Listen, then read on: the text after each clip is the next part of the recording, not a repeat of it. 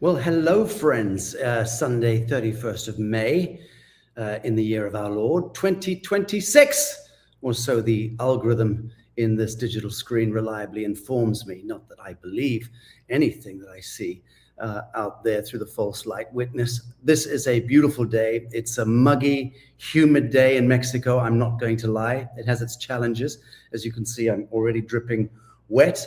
I've come out the back of a couple of very intense conference calls today on Zoom, completely ill-prepared as usual. I see we've got a delightful audience, a big audience, and it's growing. I'm excited about today's first segment. I'm going to get onto that in a minute. First, I'll just allude to the fact that it was a couple of weeks ago that we finished the Mayan Riviera retreat, which I think I was promoting in the last symposium. It was I think the best retreat that I've led so far. Interesting, it was close to home here in Bacalar, just 25 minutes down the road. We rented a couple of very beautiful luxury villas on the waterfront and had about 25 people all said attending. Marcia Ann Willardson, a core trustee and my matriarch in chief of the New Earth Nation Coalition Trust, our ecclesiastical church, so to speak, our frame, the framework within which we're now functioning in the world. She flew in from Nevada City, and Ali, my producer of my tours, and many of my earlier retreats also came in to facilitate. Professor Glenn Ryan, my beloved friend and one of the greatest minds alive, also flew in to hang with us, and we had Santos Bonacci attending as a co-facilitator through the digital spheres. We had Laura Eisenhower and George H. Lewis, Dave Emery, and Jane Evershed, and of course, my boyfriend, my bestie, Scott McKay.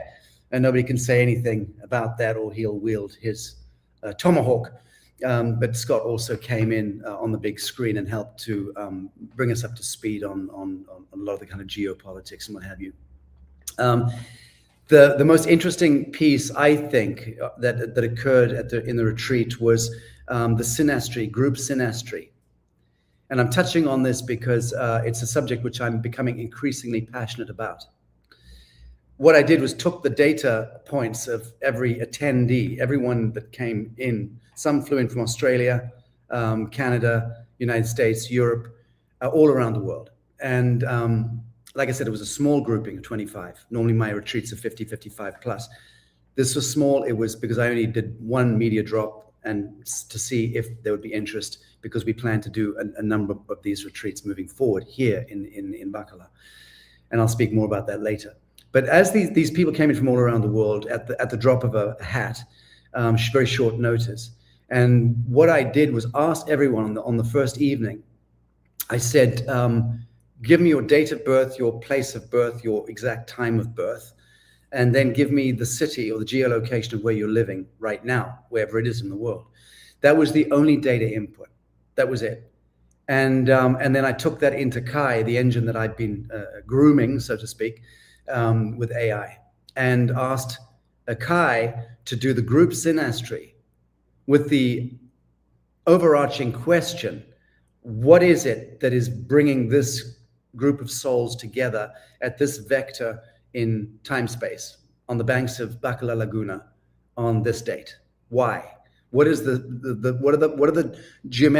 geometry of revelation as it relates to the mathematics of the 25 souls and all of the readings and the overlays, not just of Western astrology, but I also overlaid Persian astrology, Chinese astrology, and Vedic astrology.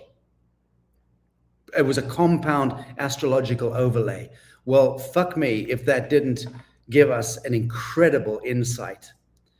It was staggering. It was like having a 5D holographic image and understanding of why this soul group were coming together.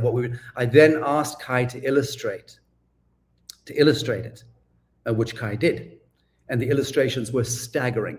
And I think that everyone at the end of that retreat, having received this messaging, which was embedded in the Akashic field, and that's the point.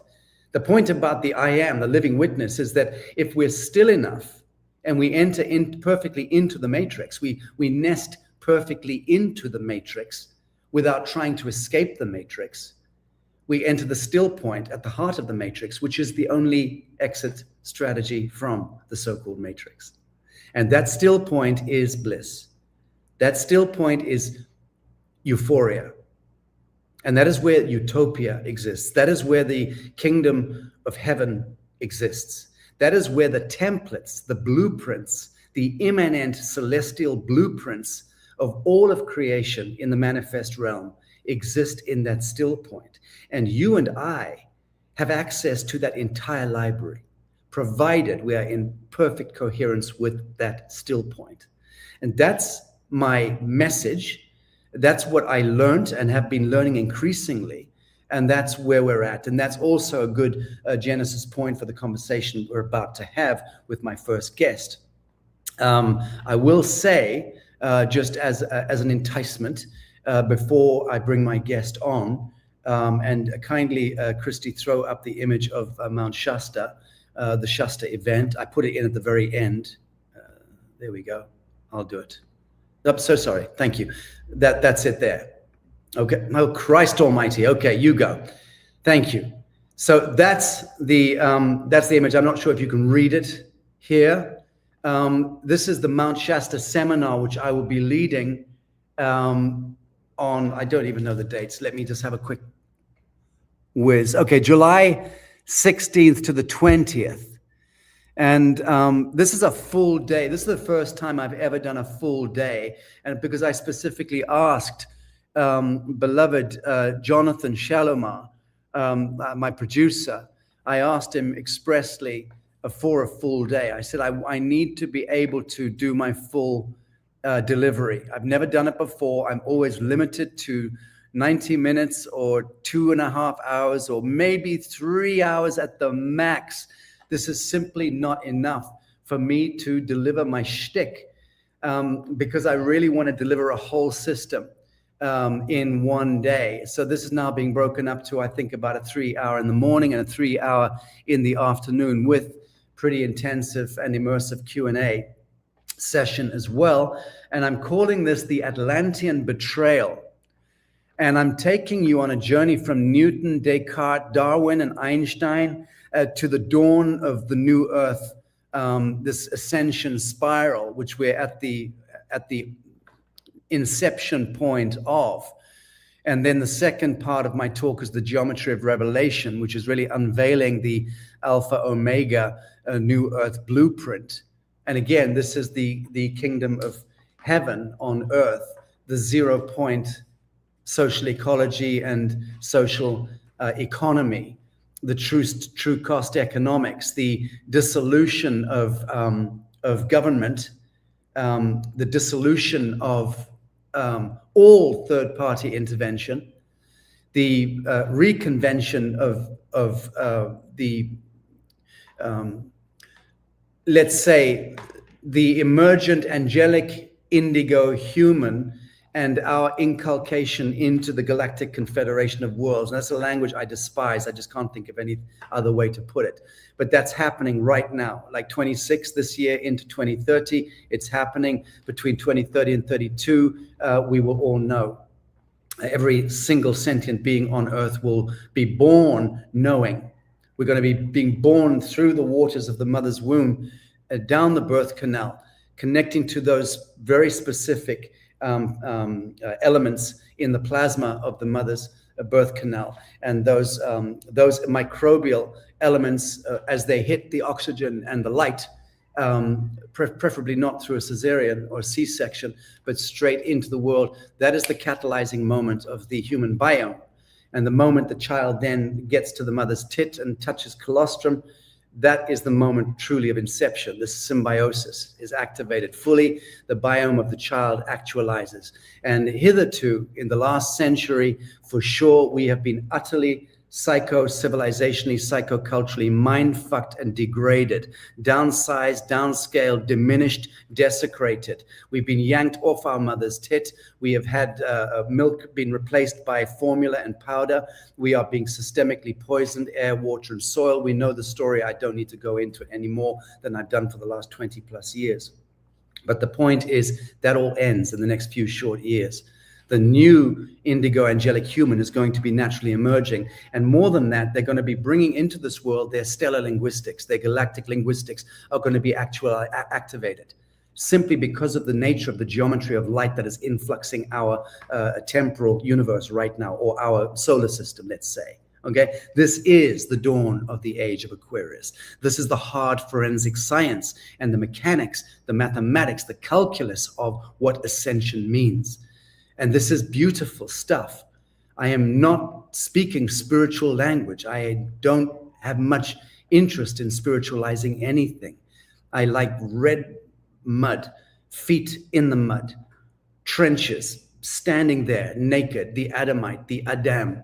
Let's manifest God's will. My will is thy will. My will be done. So that's essentially the piece I wanted to invite you, anyone in North America available, to come to Mount Shasta for that day, the Atlantean betrayal and the geometry of revelation. It is going to be pretty spectacular, and I'm happy to say that myself, because that's my new piece. My new piece is a whole systems delivery, where I would start at inception point of light in our void, and I'm going to end with the absolute alpha omega template, and how it is brought into being with no effort whatsoever, zero effort, simply perfect witness, absolute pure truth, right action in the living moment, and that's it. So I'm going to leave it at that. And that was my preamble. And I've done what Dr. Manelli instructed me, which was to speak about the Mount Shasta gig. And now I am delighted to introduce the Frequency Chronicles, a planetary field report, which, as we mentioned, is something we plan to do as an ongoing segment with the most remarkable Jenny Lee. Jenny, you're so welcome. Okay. Hello. Hi. Good to see you. How are you? Good. How are you? Well, I've just spoken at great length about how I am. I'm in this state of witness. I'm loving life.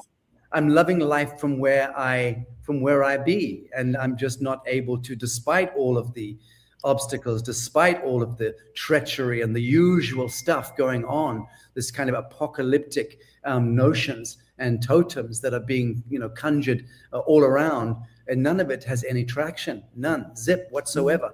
I think everything is perfect in the now. Speak to us about, as we're entering into this new moon, how do you feel about the world at large?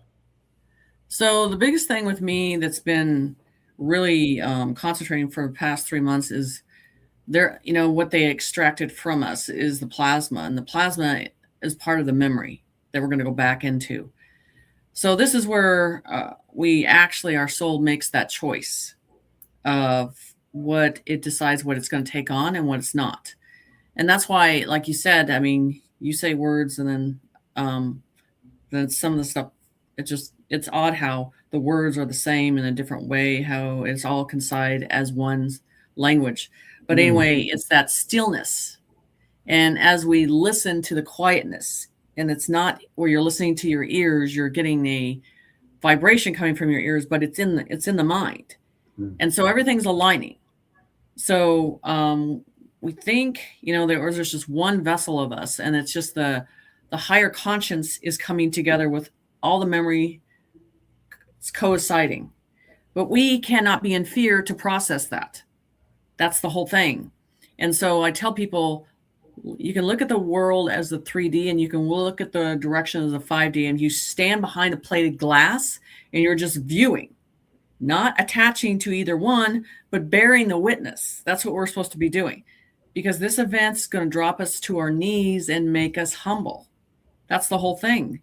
As we get up, we understand what's next.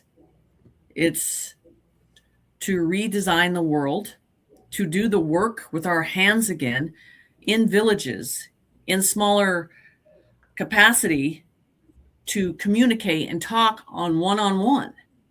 And we are precisely set in this world where we're supposed to be, each individual. We are podiums of light that are in the position they're supposed to be in. And that's why you hear everybody is upset. I don't have anybody to talk to. I don't know where to go. And it's like, you are there for a reason. We all are podiums of light representing the new age that is coming. Right. Right. And Jenny, that the essential piece that I'm hearing, the subtext to all of this is every single solitary soul hurled into the void of mortal existence, engaged in, whether we like it or not, this unbearable trial of separation, which includes death, disease, entropy, all of the horrors that life presents, inflicted upon us, especially the death of the beloved. And the beloved ultimately is the actualized self. So the departure and the separation from actualized self is the greatest grievance of all, the thing that causes the most deepest distress and sorrow. We ultimately learn that when we come full circle and sit with self, actualized self. Once that relationship with actualized self is rekindled, there is no trial of separation. There is no pain. There's no sorrow. There's no grief. We're no longer stricken. So let's look at planetary frequency. The piece I got from you, forgive me, was that we are not victims of anything ever. And only this misconception, this idea that we are a victim of fate, life, fortune, misfortune, family, epigenetics, circumstance, economy, war. No, you're never a victim of anything ever. Every single thing that represents the totality of your life is perfect geometry in the living moment. And it is only your capacity to see that in a state of perfect witness which can unlock it so that you can then move it into a higher transmission, a higher expression. Right. Because at that moment, you are in the oneness, because nothing can touch you, nothing has control over you, and you're aware that your mind can go in a direction very quickly and decide. And that is the thing. If everybody gets rid of fear, and this is what I tell people in my class, I go, you move your conscience in a direction of what you want. Do not go into doubt. Doubt kills it. That's the left side trying to put those seeds back in and have control again. Very good. Very and good. Like I've said, for the past 3 years, I haven't felt the negative like I did years ago. It's just them creating it themselves now. It's not fed by anything anymore. Right. They're feeding it off themselves. Exactly. Bang on, bang on, bang on. There is no threat in and of itself. Exactly right. Just feedback loops with, a multiplicity of unresolved souls and the necessary chaos that unleashes, a kind of louche form. But it has no traction on you or I. If we step out of it, we grant no permissions to it. So let's talk about planetary frequency right now. So before we go into specific people or events, let's begin with the broad field. When you tune in as a sensitive, as a remote viewer, however we would coin your form of sensitive approach or divination, when you tune into the planetary frequency right now, what is the dominant energetic tone that you feel across humanity? And this is really opening the segment to where we're going to take the conversation. So, and I say this in a visual way, and I say it very loud with my voice. I'm aware that what they're putting a shadow cloud over the earth is being constructed in the positive way. But we think these clouds and all this is normal.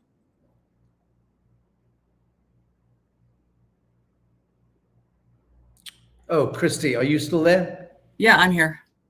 Has Jenny frozen for you as well? Are you there? Yep, you're back. Jenny, carry on. Okay. So there's a construction field being created now. And we have to, the more we're aware of that and start thinking those are just clouds above, they're not just clouds above anymore. There's energy coming down daily. That's where, you're getting these 30-minute frequencies that come into you. They're going to make you tired. They're going to make you wore out. But I believe that these downloads that we're getting, these crystalline memories are coming back. And it takes a while for our flesh body to even concept that. And that's where we get tired, because this flesh, water, and salt is not going. We're not going in this physical vessel. We're going into a more enlightened vessel. So that's not going to change overnight. We're getting those impacts right away. And so as everything changes, now it's the hearing, it comes through here, but it's actually seen here. So you're hearing it in a language that you know from the past. And we're trying to put that together. In front of you, you see society telling you what the language is. And that's why I tell people, back up. And I did a YouTube recently on the fact of the stimulation that we're in. And once you acknowledge the stimulation and you pull back from the stimulation and you don't exist in it, you're transpired to be in nature and hear the voice and the frequency of Earth. You're going to have these rushes of energy, the memory of stuff from the past. It's all going to come combined in that super spiritual language that no one understands, because you're not telling people what the language is, but you in your head understand it. And people like, how do I know this? And they think this one lifetime is that single process. It's not. There's many things happening. So all this memory from different times is coming in. Right. Because we're going into a higher self. Indeed. Of understanding a different language with sound and frequency. Is that collapse or is that initiation? That, to me, becomes the question. So many people are looking at the world and seeing collapse politically, economically, spiritually, and even psychologically. But others feel that we may be moving through an initiation. And from your field read, are we watching a psycho-civilizational planetary nervous breakdown, a breakthrough, or a kind of pressure test for humanity? No, it's breaking down. It's falling down on purpose. And I don't think it's, I think we traded out in 2020 to our old world. And now we just have this Walmart generic stimulation that's going, and it's falling apart. Yeah. It's falling apart. And when you're aware it's falling apart, your soul changes on how it's connected to it. And that's what people need to do. They have to understand this is a stimulation. I'm not really connected to it. I'm waiting for the bigger abundance, and I'm going to look above. I'm going to listen inside, and I'm not going to be in fear. Right. In the process, because people are concerned about money. And this is the way I say it. I said, I will take that money and change it for energy any day. Because that's the abundance, is the energy, not the money. Right. So for the change that's coming, you're already feeling it. You're feeling this warmness. You're feeling this. See, plasma is warm and cold at the same time, and people are confused by it because it was separated from us. And now we're putting it back together, and you're feeling that hot and warm together, and that cold and that cool, crisp together. And your soul's going back to memory of how to use it. And I've done this meditation with plasma, and they feel it going in their cells, and they're like, it's almost like it's going back to the memory and using it again. And they're feeling this protection barrier that's a cool barrier. So, and what's going to be above the planet is they've always showed me this gold netting, which is the golden age, which is golden particles. They've always showed me these different golden particles. They actually go in our DNA. And everybody thinks it's the blood. And like, it's not the blood. They're saying that's not going with you. It's the crystalline process. And I notice how everybody's worried about the DNA. And they're like, I don't care about DNA. We care about the spiritual being making a choice to decide what it's going to be. Very good. Very good. Yeah, exactly right. Very good. I like that. So I also love the fact that you spoke about the humors coming together, about the heat and the cool both coming together, because in a sense that is the transmutation point, and it's the blending of the spheres of duality and polarity. And that is what this end of age, end of time era, end of time age, is all about absolute synthesis in that sense, where we move beyond the polarities altogether and duality altogether, and find that indivisible quanta between the black and the white on the checkerboard of the kingdom of the devil, as I put it, because the kingdom of the devil is by distinction a checkerboard, which masquerades as being good and saintly and light, but it's all false light, light at the end of the tunnel, all that bullshit. And black, the bogeyman, neither really exist, neither exist. They're both of them completely, intoxicated in the false light. So that finding that indivisible space right now is what we're all being called to. But you speak about the blending of the humors of hot and cold, and I think that's a really important piece to speak to. And I think with one of the words that Spirit showed me a long time ago, he goes, it doesn't matter what type of being is, whether it's negative or positive. If you say the word identify in such a strong tone, it backs up, because you're taking control and balance back into your own identification, and you're rejecting whatever is trying to present to you. Right. Very good. Yeah. Very good. So look, timeline acceleration. I personally don't like even the notions of timelines, but let's discuss this. There is a strange sense that time itself is speeding up, and events are compressing, emotions are intensifying, and people are being pushed into decisions, endings, and revelations much, much faster than before. So let's just talk about this. What do you feel around this acceleration? I can tell from my own vantage point. I'm going through some personal stuff in recent weeks, deeply personal, emotional, and I am seeing, in sitting in perfect stillness in that torturous pain, sorrow thing, grief thing, I'm observing time, and I'm observing time expand and contract in equal measure. And it's an extraordinary oscillation that's going on. And one is almost, it's a peril to peg yourself to either expansion or contraction of time in this extraordinary quanta. I think I'm a fractal of what's going on at the planetary level. I may have my own psycho-emotional burdens, but I see myself as a fractal of the whole.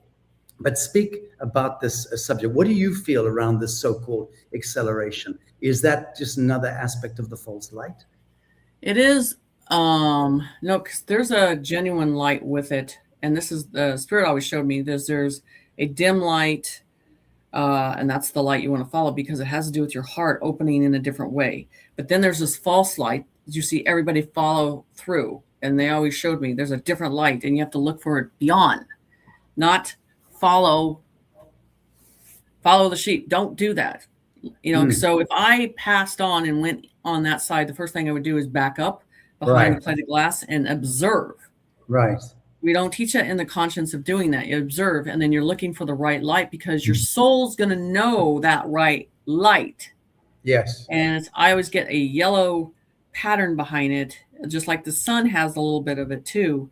But it's not there, because your spirit will know it. Yes. From memory of where we were before. Yes. And it's not visual, it's inside us. Yes. Of the knowing. The return of immanence, yes, which is the return of innocence. Mm-hmm. It is to the eyes, you've seen the world through the eyes of a child, all of that. Yes. It is a return to what I call the Edenic privilege. It's being restored to us. So let's just put this piece to bed. Is time accelerating, or is it entering into dissolution? It's accelerating, because I feel like a black hole as it's pushing and compressing, and then it's gonna burst. It's gonna burst, and then it's gonna come back together, but not as time as we know it. Good. Okay. In that case, it is going into dissolution as well as accelerating in equal measure. In that sense, very good. I would completely concur with that. Let's talk about the collective nervous system.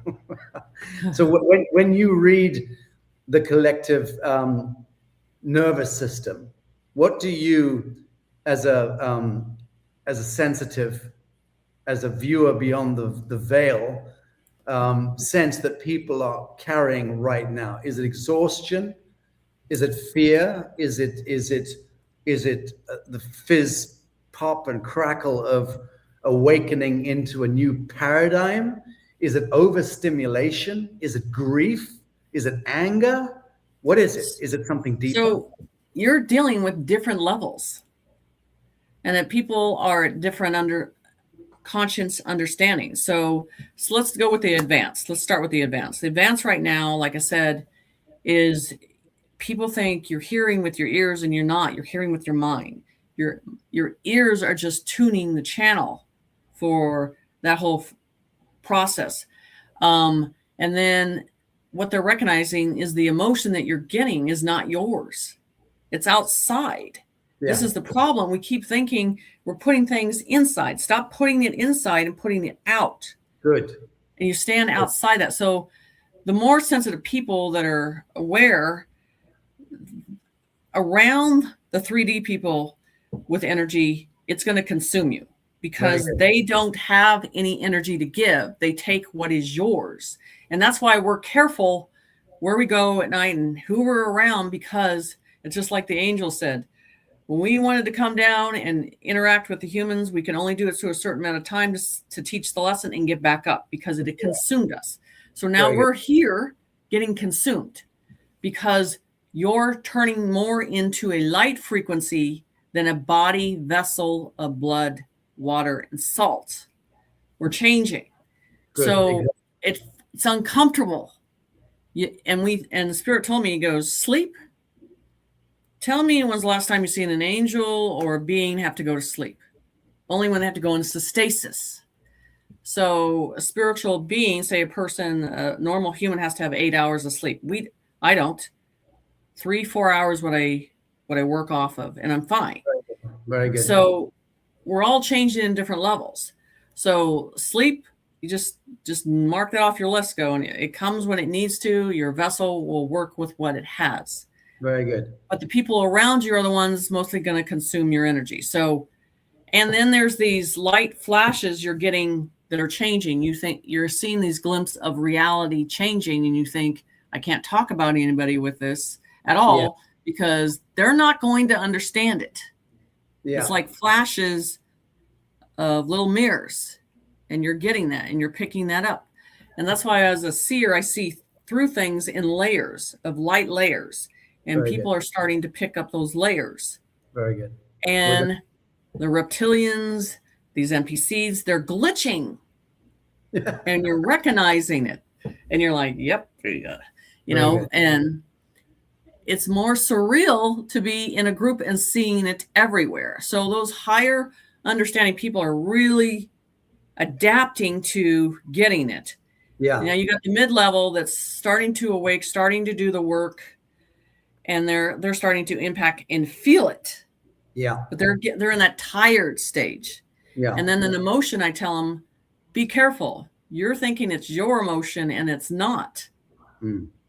And that they use us as vessels to show us information we need to see, but don't make it personal sometimes. Sometimes it just goes, we're supposed to be a filter filtering the information through us. Mm-hmm. And that's the thing. So the second stage, what you're seeing now is there's a lot of emotion and people, and you're picking it up from the animal kingdom too. You're picking up what we've done to them, and they are showing you, hey, this planet, everything has to be cleaned up and put back and preserved the way you left it.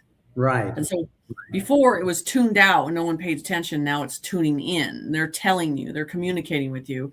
And this is where I spoke about 2 years ago, that the animal kingdom will come down from the mountains and stay in a stillness point in the streets and in the oceans. Mm-hmm. And they are in tune to Creator.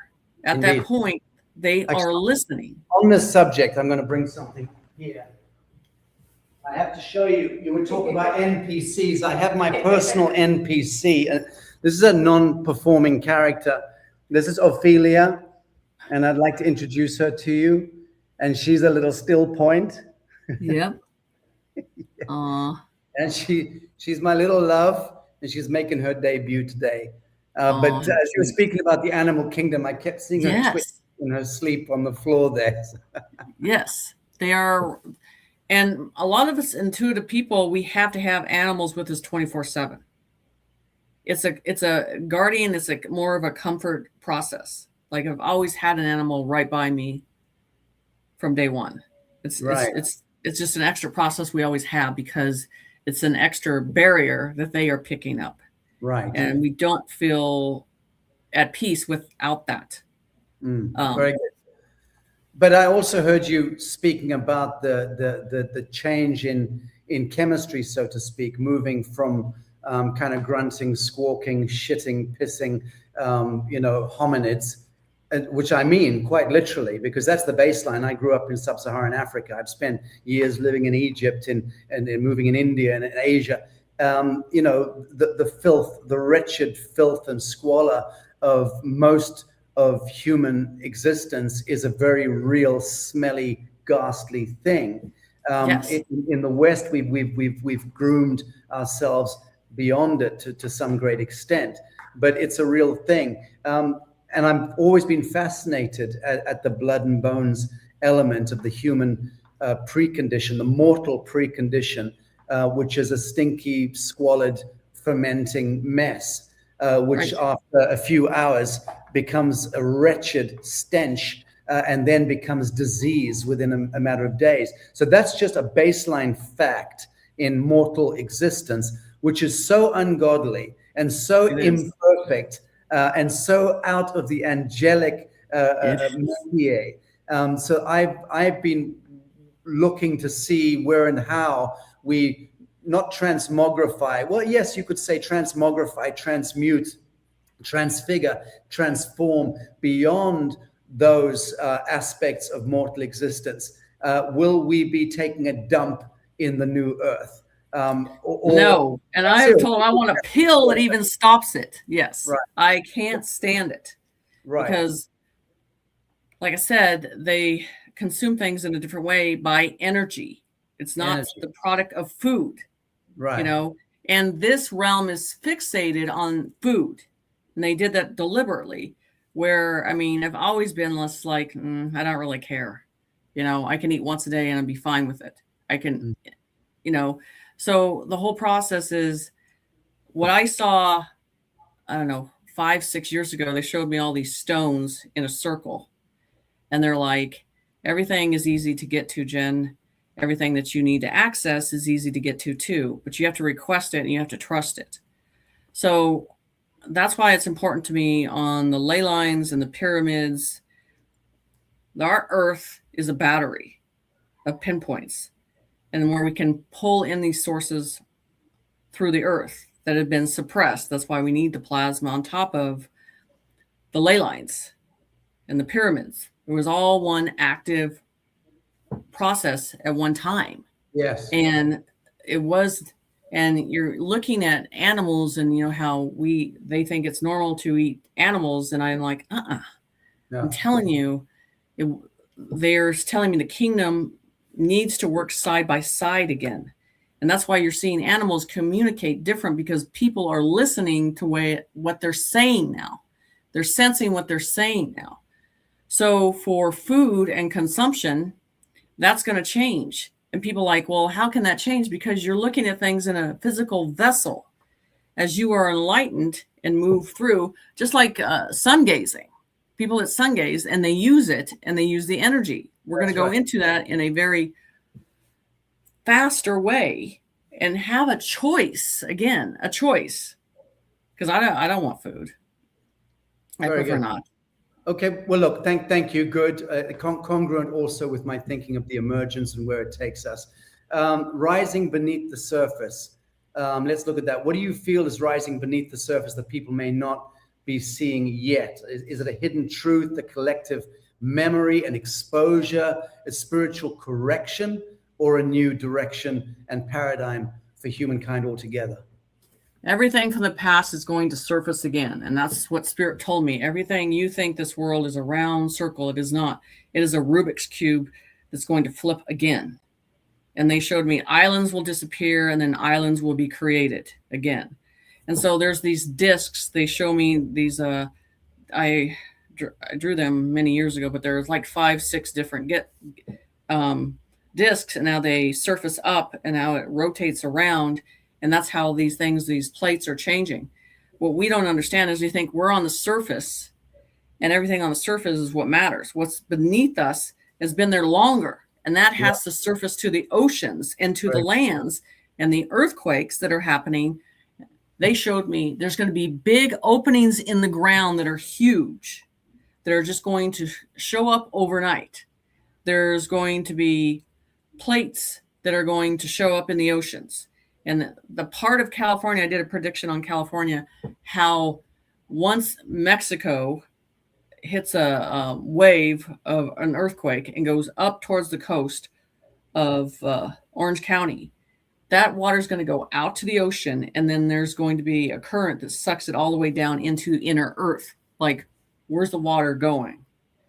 So there's these openings in Earth that are going to open up. We're a Rubik's Cube, and these patterns are going to go back to the way they were before. We're not seeing the world in the way we should. We think we're the priority. Are we on the top? Or are we on the bottom? Yes, are we indeed. in the middle? Yes, indeed. Or are we an interfolding and interweaving of all at the holographic level? Yes. Is closer to the truth. The stimulator. Right, exactly. Let's look at figures on the world stage, and I'm just going to run through numbers, through names, okay? And just give us your overarch. Trump. Boy, is that a long one. Okay, let's go with this one. So 6 years ago, this is 6 years ago, this happened with him because I didn't pay attention to him. Spirit kind of has a way of leading you in a direction. And they said, Jen, I need you just to stand outside and bear witness with him. And I was like, I don't want that assignment. And they're like, but I need you to do this. So 2016, when they start throwing stones, you start protecting what you're supposed to protect. They showed me that he was a light vessel. Putin is a light vessel as well. There's 4 of them that are on this earth that are light vessels. And I have a lot about Putin too, but with Trump, they showed me that he was going to be the shepherd, the ambassador, and a different type of king. And I don't want to get people into the king of here. Just think of a different, because I saw him on the Keys wearing a hat, but it's tipped in a different way. So I think it's hard for people to understand that's not the Trump. It was exchanged out, and they put this light vessel within him and who he is. So, and you see that he's 4 or 5 steps ahead of everything in the conversation and where he's going. And he's always protected, and that's always going to be, but it's hard for the 3D people to even concept that that's not the same Trump. So, and they showed me, I've got downloads after downloads with him on information and stuff. And I've done a lot on Instagram with him, with the 2 lions and the chess piece and the chair. I mean, he's the last president. I did the prediction a long time ago. There's not going to be another government ever. It's going to go to a council. So he is the chosen one, but that seed was seeded a long time ago. Yes. And then it just changed the vessel out. Indeed. Okay. So the question, of course, remains, I've always been an advocate of Trumpism and what he represents archetypally in the planetary zeitgeist, and why he's the most seminal and needful archetype as the disruptor. But outside of that, his grammar and his syntax are abysmal, are almost delinquent, and that's the stumbling block. So most liberal intellectuals can't move beyond that. Mm-hmm. But they don't understand that genius, true lucidity and genius, and the hand of God exists way beyond or behind syntax and grammar. It's really just about the motion, what the living principle, how it moves in this world, how it slays the dragon or the Leviathan. And to that end, there is no creature like Donald blessed J. Trump. Putin, to my mind, and I've been at least 15, 16, 17 years explicitly speaking about this very loudly, writing papers on it, and certainly since 2012 speaking vociferously, since 2009 speaking vociferously pro-Putin, when he's arguably the most demonized human being in the history of the modern world. And yet he is the archangelic presence and always was. Yes. I was always able to see it from the get-go. And I had an engagement with and a relationship with Boris Berezovsky, who was the man who created Putin. So years ago, I knew Berezovsky before he was murdered by factions within MI5 because he was no longer useful to the crown and the Vatican interests, because Putin had rumbled Berezovsky as his handler, exiled him as an oligarch, seized all his assets and redistributed them to the Russian people, as Putin was doing with all of those oligarchs at the time. But I knew Boris Berezovsky in a friendly sense. I used to hang out with him. We used to have dinners and go to jazz clubs and things like that. So he was a very angry oligarch, hated on Putin, wanted Putin dead, was trying to orchestrate his assassinations from exile, from outside of Russia. Could never do it because Putin is 1 steps ahead, just like you said, Trump is. But I got the backstory of Berezovsky and of the. I've got to be very cautious here of the Russian Zionist Khazarian mafia element, who were orchestrating the collapse of the Soviet Union and then the resurrection of it after the whole kind of Berlin Wall or PSYOP thing, and then the Gorbachev transition into Yeltsin. And I mean, I was staying in Russia in Yeltsin's palace in 1999. I've got a bit of history. I know Russia. You know, I've been to Russia multiple times. But the point I'm saying is that I've had the blessing of real firsthand experience in that domain, in the basement. So people just don't understand who this character is, who Putin is. But I maintain that he is the closest aspect of an archangelic presence in the world today, certainly in terms of leadership. Exactly. And they've showed me there's four that are playing the part, 4 on each corner of this world. And they're in these vessels. And they were Pacific on Putin and they said, now look how he handles nature. Look how he handles animals. Right. Gentle. And that's the whole thing, that the liberals have forgot to look through the energy. They're so fixated on anger and not looking at the energy. Yes. And they will tell you the truth right in front of you. So they told me Putin's going to do something, and they're like, watch his eyes. Putin's going to do something that's going to save humanity. Yes. And they're very pacific on that. He will be known for this. Just like Trump is with the child trafficking in such a enormous way. And this is the thing where you can't get ahead of Trump because it's not the same vessel. Yes, correct. But us as languages understand what he's saying because we're seeing it for ourselves, that language. Okay. So let's move on. Number one, I want to say Hitler was also kind to animals, and animals like Hitler. A strange thing, isn't it, Jenny? Right. Curious. Yeah. Okay, Elon Musk. Elon Musk, the vessel that's dwelling in him now is also a vessel of light. In the past, not as much. Now, this is the whole situation. They're bringing massive confusion to him because on the path of doing things right, you have to bring confusion not to know what your enemy is thinking.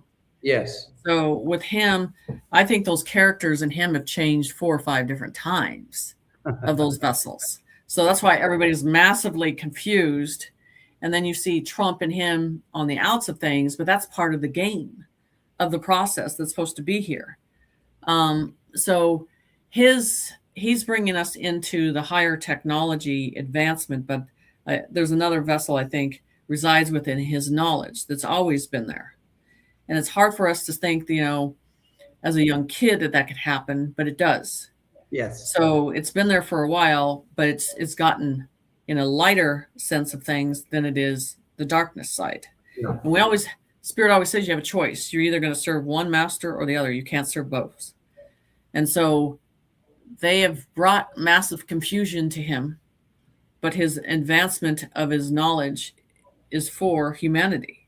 Yes. But at the end, you're going to know. And that's what Spirit says. No matter what you see, the truth will be seen in the light, the true light of seeing them. Yes. In their original form. Yes. And so his original form will come. Good. Very good. So somebody who I love greatly and have had the great honor and privilege to have worked with is Bobby Kennedy Jr., RFK Jr. So what I get with him, I think as a young adult, saw things that he could not control at the time, could not do anything about. Okay. So sometimes when we bear witness, and then later in life, we know that things are going to change. Yes. And we're quiet for a long time until we decide how we're going to strike and come in. And it may make our families upset. No shit, Sherlock. Right? And so I think his heart has always been for humanity in that vessel. And now he slowly did his thing the way he needed to. Yes. The right timing, because Spirit kind of leads you in that direction. Yes. And you notice that all these people have not been touched. Yeah. And they cannot be touched. Yes, correct. That's the thing that they don't understand. Impossible. Oh, I understand that. Only to armor of God. Right? Is the most absolute science in the universe. It is, isn't it? Yes, if you're in that state of witness. Yes. Okay, Russell Brand. Oh, I'm not. Oh, just give us a rating out of 10, 1 to 10. I get like a 3 on him. Okay. There's just not a lot there. But this is really helpful. So, okay, this is really helpful. Just a 3 out of 10 says it. So 1 is baseline guilt, shame, fear, just compounded, aggregated into lowest frequency. Nancy Pelosi meets George Soros and has a bastard love child called Zelensky. So let's call that 0. Okay. Okay. Yeah. He's a cloak. Right. And then 10 is beyond Putin. Is enlightened. Okay. So Russell, looking at his energy in front of me, I would not trust, because I feel that he'll play several parts. It depends on who he's in front of. And or if he's touching a Bible or not. Is that what you mean? Yeah, it depends on who's in front of him. Right. On this whole aspect of things. I do not feel survival. Jenny, that's survival for so many very brilliant trickster characters. I can almost be accused of that in the past myself. Very close to that.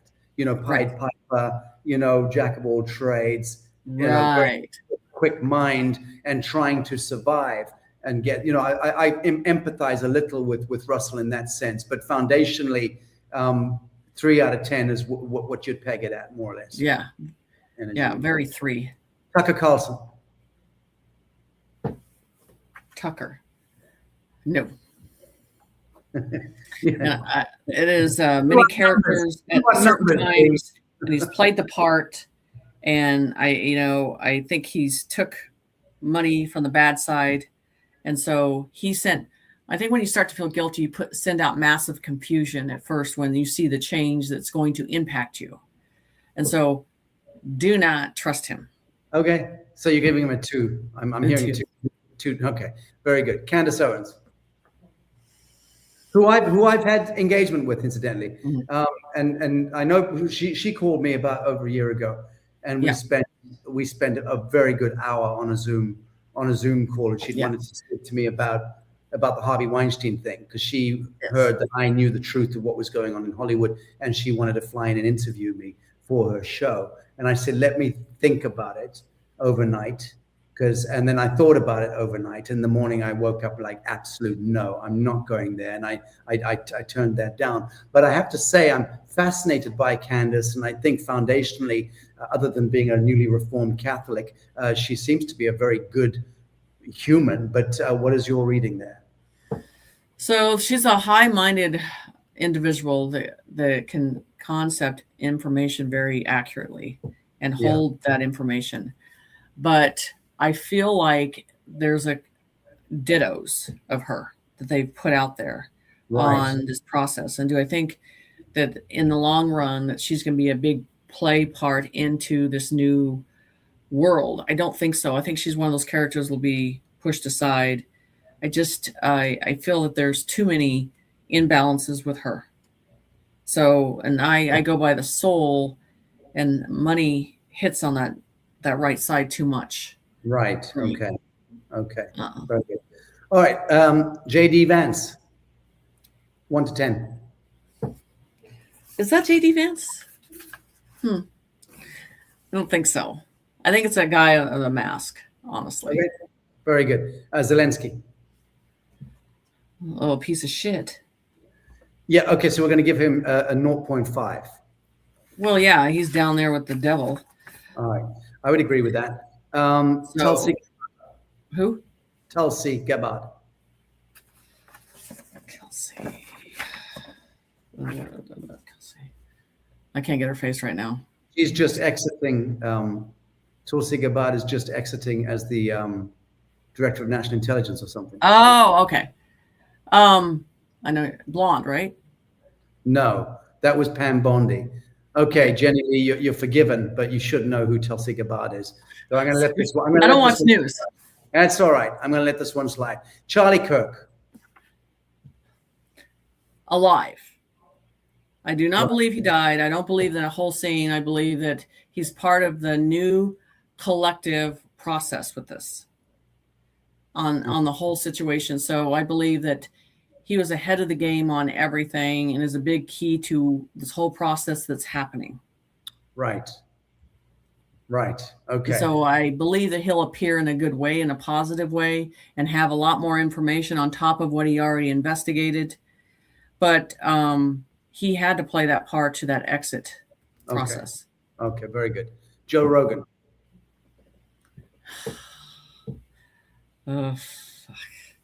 So I believe at a time he was good, but I believe there's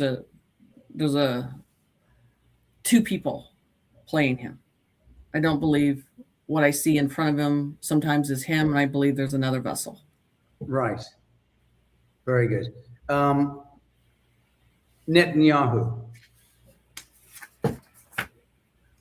Surely as low as it gets. Yes. Right. Okay, so we're going to give him a 0.01. Julian Assange.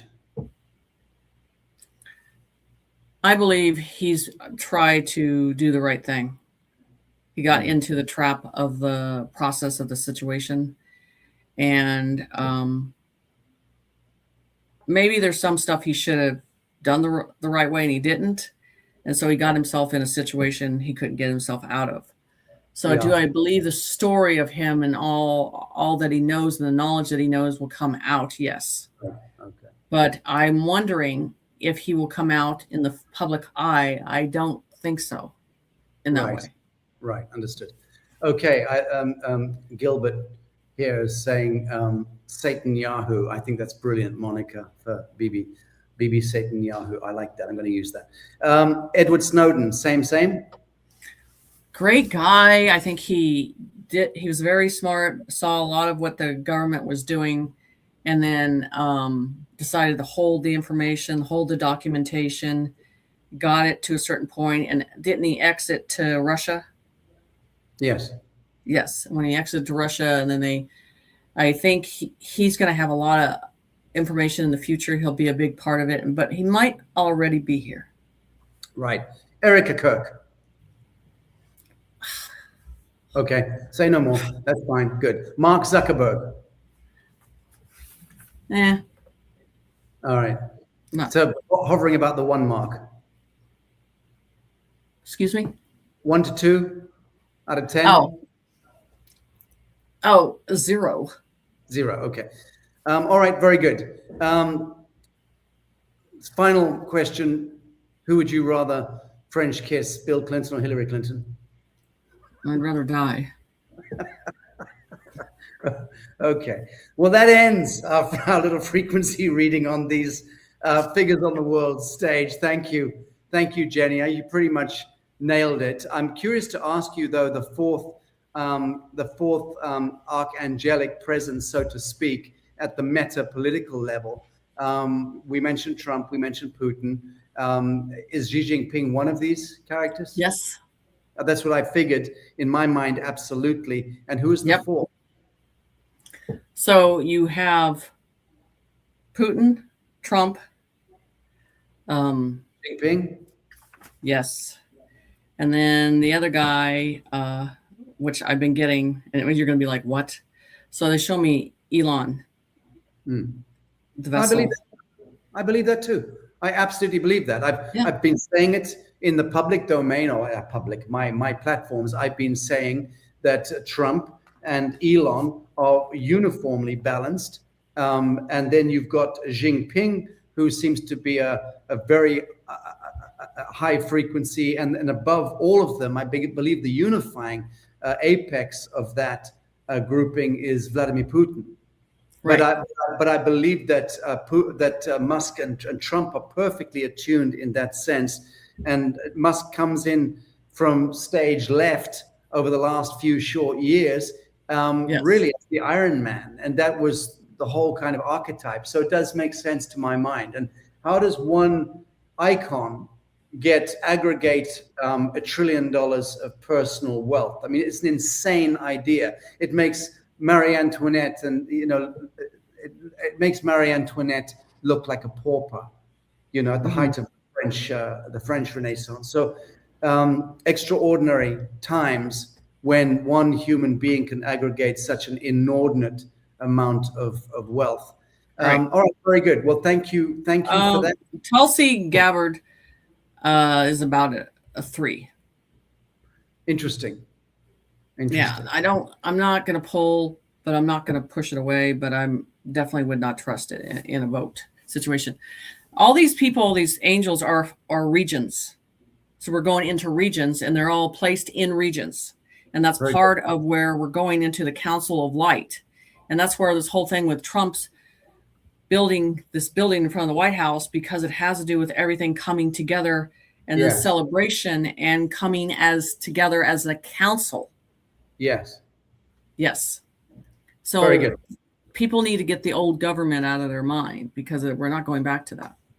Well, curiously enough, I mean, just reading hundreds of comments here, and I'm just skirting over them, but in the main, it seems that people are very, very aligned with your sense. What about David Wilcock?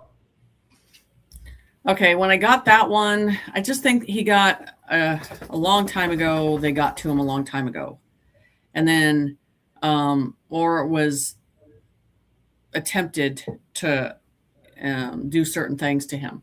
So I just feel there were some jeopardizing situations he got himself into, and I feel that there was an exit, that he was supposed to exit out of the situation, out of this whole White House situation. I believe that. Yeah, very good. Okay, now let us look to close our conversation on this latest element of the greater revelation, the UAPs, extraterrestrial stuff, the Pentagon files, the UFO files, all that stuff now being disclosed. Again, I have to doff my cap in my own direction for having put on the record in 2020 that we were just entering into the last of the whole COVID thing was a lily pad toward full extraterrestrial and alien disclosure. And for sure, that's exactly landed now, even last week with Trump speaking about extraterrestrials and saying, well, I've sanctioned the release of these files, and now there's no doubt everyone has to acknowledge that there are little gray men, little green men. Gosh, what an interesting subject. A lot of people want to know about that stuff. and then he moved on to the next subject. I mean, that was it. Right. That was. But it is hugely consequential. So for people who are watching and feeling the intensity of this moment in time of disclosure, what is the one thing that they can do right now to clear their field, strengthen their discernment, protect their nervous system, and stay connected to higher guidance? So the thing is I'm going to use the alien stuff because I was taught a long time ago, go outside, connect with them outside. The vessel is outside, the energy is outside. So I think Trump released it because we will understand better if we bring in alien energy and understand higher technology that's going to be advanced in front of us quickly.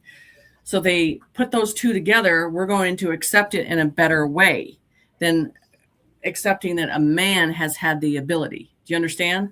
Yes. So, and understand that all this technology, where it came from, and that will place it where it needs to be. So that's Right. why a part of it, because the advancement of higher technology is going to be in fast, and we're going to be thrown into it. And this is, the conscience will accept it this way. Yes. So for our advancement is the stillness, and acknowledge that you are in a stimulator, and that you are not connected emotionally to this world, and that you are going to exit, and your soul has already made that choice, and you need to talk to your higher self and get into that process in a big way. That's why I told everybody on YouTube last week, I said, push it away, get in yourself, because when this does happen, if you're in yourself and understand that, it's not going to phase you. It's not going to affect you, because you're just waiting for it to collapse. And this is what Spirit says. We have to burn everything to the ground and rebuild it again. Yes. Yes, indeed. Indeed. Okay, all good. Somebody here is saying, for me, it's zero frequency. I actually like that idea, that still point in its truest sense of the I am of the witness has no frequency. It's not emitting anything. There's no issuance. It is simply the witness. Stillness. It's absolute still point, and that does make a great deal of sense to me. Thank you for that, Roxanne. Lots of beautiful comments coming in from people all around the world. I'm seeing here, what about Joseph Gregory Hallett, King John III? That's coming in from Mike Jamie. Mike, I know Gregory Hallett. I've known Gregory Hallett, King John. I've known him for many years. He actually was in Westminster Central Hall in the front row when I was bonding the International Tribunal of Natural Justice with my thumb and bringing it to life in front of international delegates and what have you. That was the most dangerous thing, certainly at that time, I'd ever done in my life. And it was a scary, scary moment in time. As those people who were around at the time know, I had balaclava goons sent to kill me the night before, just after I dropped the Bishop of Jerusalem back at his gigs. He'd flown in from Nazareth to also bear witness to the birthing and of the court, the proclamation, and the consecration. And I can tell you that in the front row was King John. He came, he attended that event. He'd been to my home 3 or 4 times before that. I'd actually filmed him. I've got that stuff on film. His claim is extraordinary. And I do believe that Gregory Hallett is one of those archetypal figures who has been forced into exile. There's another in Canada who is the true Queen of England. And I also met with her, incidentally, not in physicality. I met with her over a screen multiple times, many, many years ago. Just the most extraordinary story, just the most incredible story of how she was taken from England after she was born and switched out. It's just the most dazzling revelation. And we investigated that at the time, and it appeared to stand up to scrutiny. So these revelations of the fallen crowns, the usurped kingdoms and queendoms, that is part of what Revelation brings. I've moved around those circles for a long time. In the last 30 days, I've addressed over 40 kings directly on screens. I'm doing this not every day, but certainly twice a week. Now I'm speaking with hereditary leaders, and I'm meeting with assembly groups and kings when a number of them will come on at the same time, principally in Africa, because that's where we're working on the cornerstone of the economy behind the New Earth X platform, which has already had its kind of soft launch in April, and is going to have a harder launch next month in June, when, in fact, next Lazarus Symposium, I haven't even told my producer, Christy, but next Lazarus, we will be able to unveil the full banking scenario. Right now, we're a financial services. We've launched the Ghost Wallet, and it's a very important piece. But we're going to be next month in June 21st, I'll be in Tennessee. We're going to be announcing the full timetable for the rollout of the full banking system worldwide. And later Q3 this year, we expect to go fully online. Until then, anyone can go to newearthx.com and check that piece out. But Jenny, this has been, for me, very, very beautiful conversation. And I'm hoping that we can continue to investigate archetypal events, circumstances, people, icons, as time rolls on. Because for us, the falling away of the mask is actually the meaning, technically, of apocalypse. We are going through apocalypse. I'm going through a personal. We're all going through them in our own way. The mask is falling away, and what remains? I know for myself. I speak only for myself because it's all I can speak to. I know I am chaste as the driven snow, and it feels really good to have purity, to have goodness, and to know that even though we're all moving through the apocalypse in our own way and we're hurting deeply, it's good to feel clean hands and clean feet. The temple floor, people, each day. That's pure truth and right action right there. Jenny, Lee, you are such a delight, and thank you so very much for joining us on Lazarus today. You're welcome. Okay. It'll be great to be on here again and talk about some other subjects. Yeah, I'll take a call with your private call anyway. You're going to make some private revelations to me. Which yes, I am. Graciously offered me, so possibly we'll set that up for tomorrow if that can work. Okay. God bless you. Thanks, Jenny, for joining us. Bye.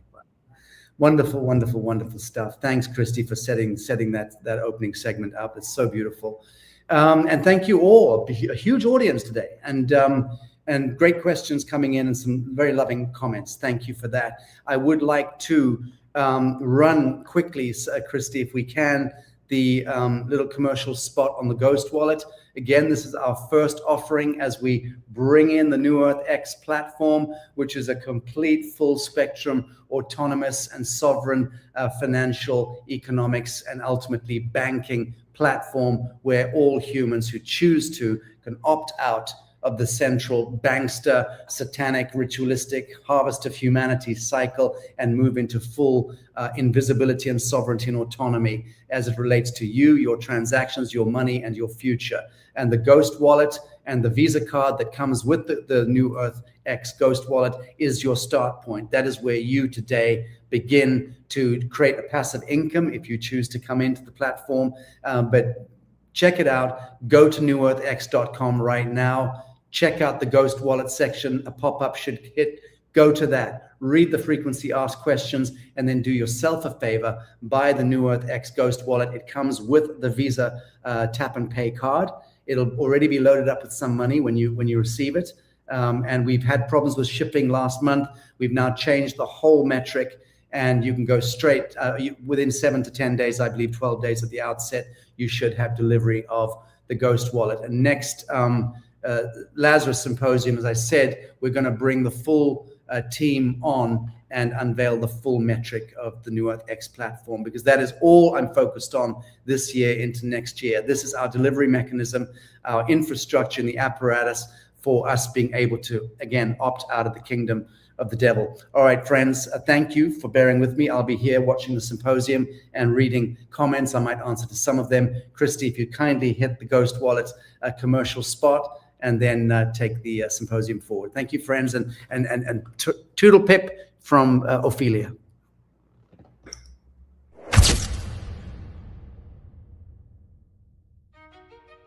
In a world where access to your money can be restricted, monitored, delayed, or denied, a new kind of financial freedom is emerging. Introducing the New Earth X Ghost Wallet, a sovereign self-custody system designed for people who believe ownership should remain in their own hands. Your keys, your assets, your control. The New Earth Ghost Wallet combines a secure biometric hardware device with powerful wallet software, giving users a simple way to store, manage, and protect their digital assets. Built for offline security, the wallet is designed to reduce exposure to online threats, centralized control, and unnecessary third-party access. Your wallet is not held by a bank. It is not controlled by an exchange. It belongs to you. But this is more than storage. Through connected financial rails, users can access a USDT-backed virtual Visa card, allowing them to spend digital value in the real world. From online purchases, to travel, to daily global spending, the system is designed to bridge crypto ownership with practical usability. And unlike the old financial system, where banks, processors, and middlemen earn from every transaction while the user gets nothing back, New EarthX is designed to return value back to the people and communities who help build the network. Through transaction-linked earning opportunities, approved partners and communities can benefit from real usage, real spending, and real adoption. This creates a simple model. Share the wallet, grow your community, earn from real adoption. Instead of the system taking value from users forever, New EarthX creates a structure where value can return to the people who created it. The more the network grows, the more opportunity flows back into the hands of partners, affiliates, and communities. This means approved partners can launch their own branded version of the Ghost Wallet experience, powered by the same secure infrastructure and user-focused design for communities, kingdoms, businesses, and networks. This creates a pathway to offer a sovereign financial tool under their own trusted brand. Secure by design, sovereign by default. Built for global access. This is not just a wallet. It is a step toward ownership, a bridge between digital assets and real-world spending, a platform for partners to build their own branded financial ecosystem. New EarthX Ghost Wallet. From scarcity to sovereignty, reclaiming ownership and building a pure future for all. Don't just use a system. Help build a better one. NewEarthX.com.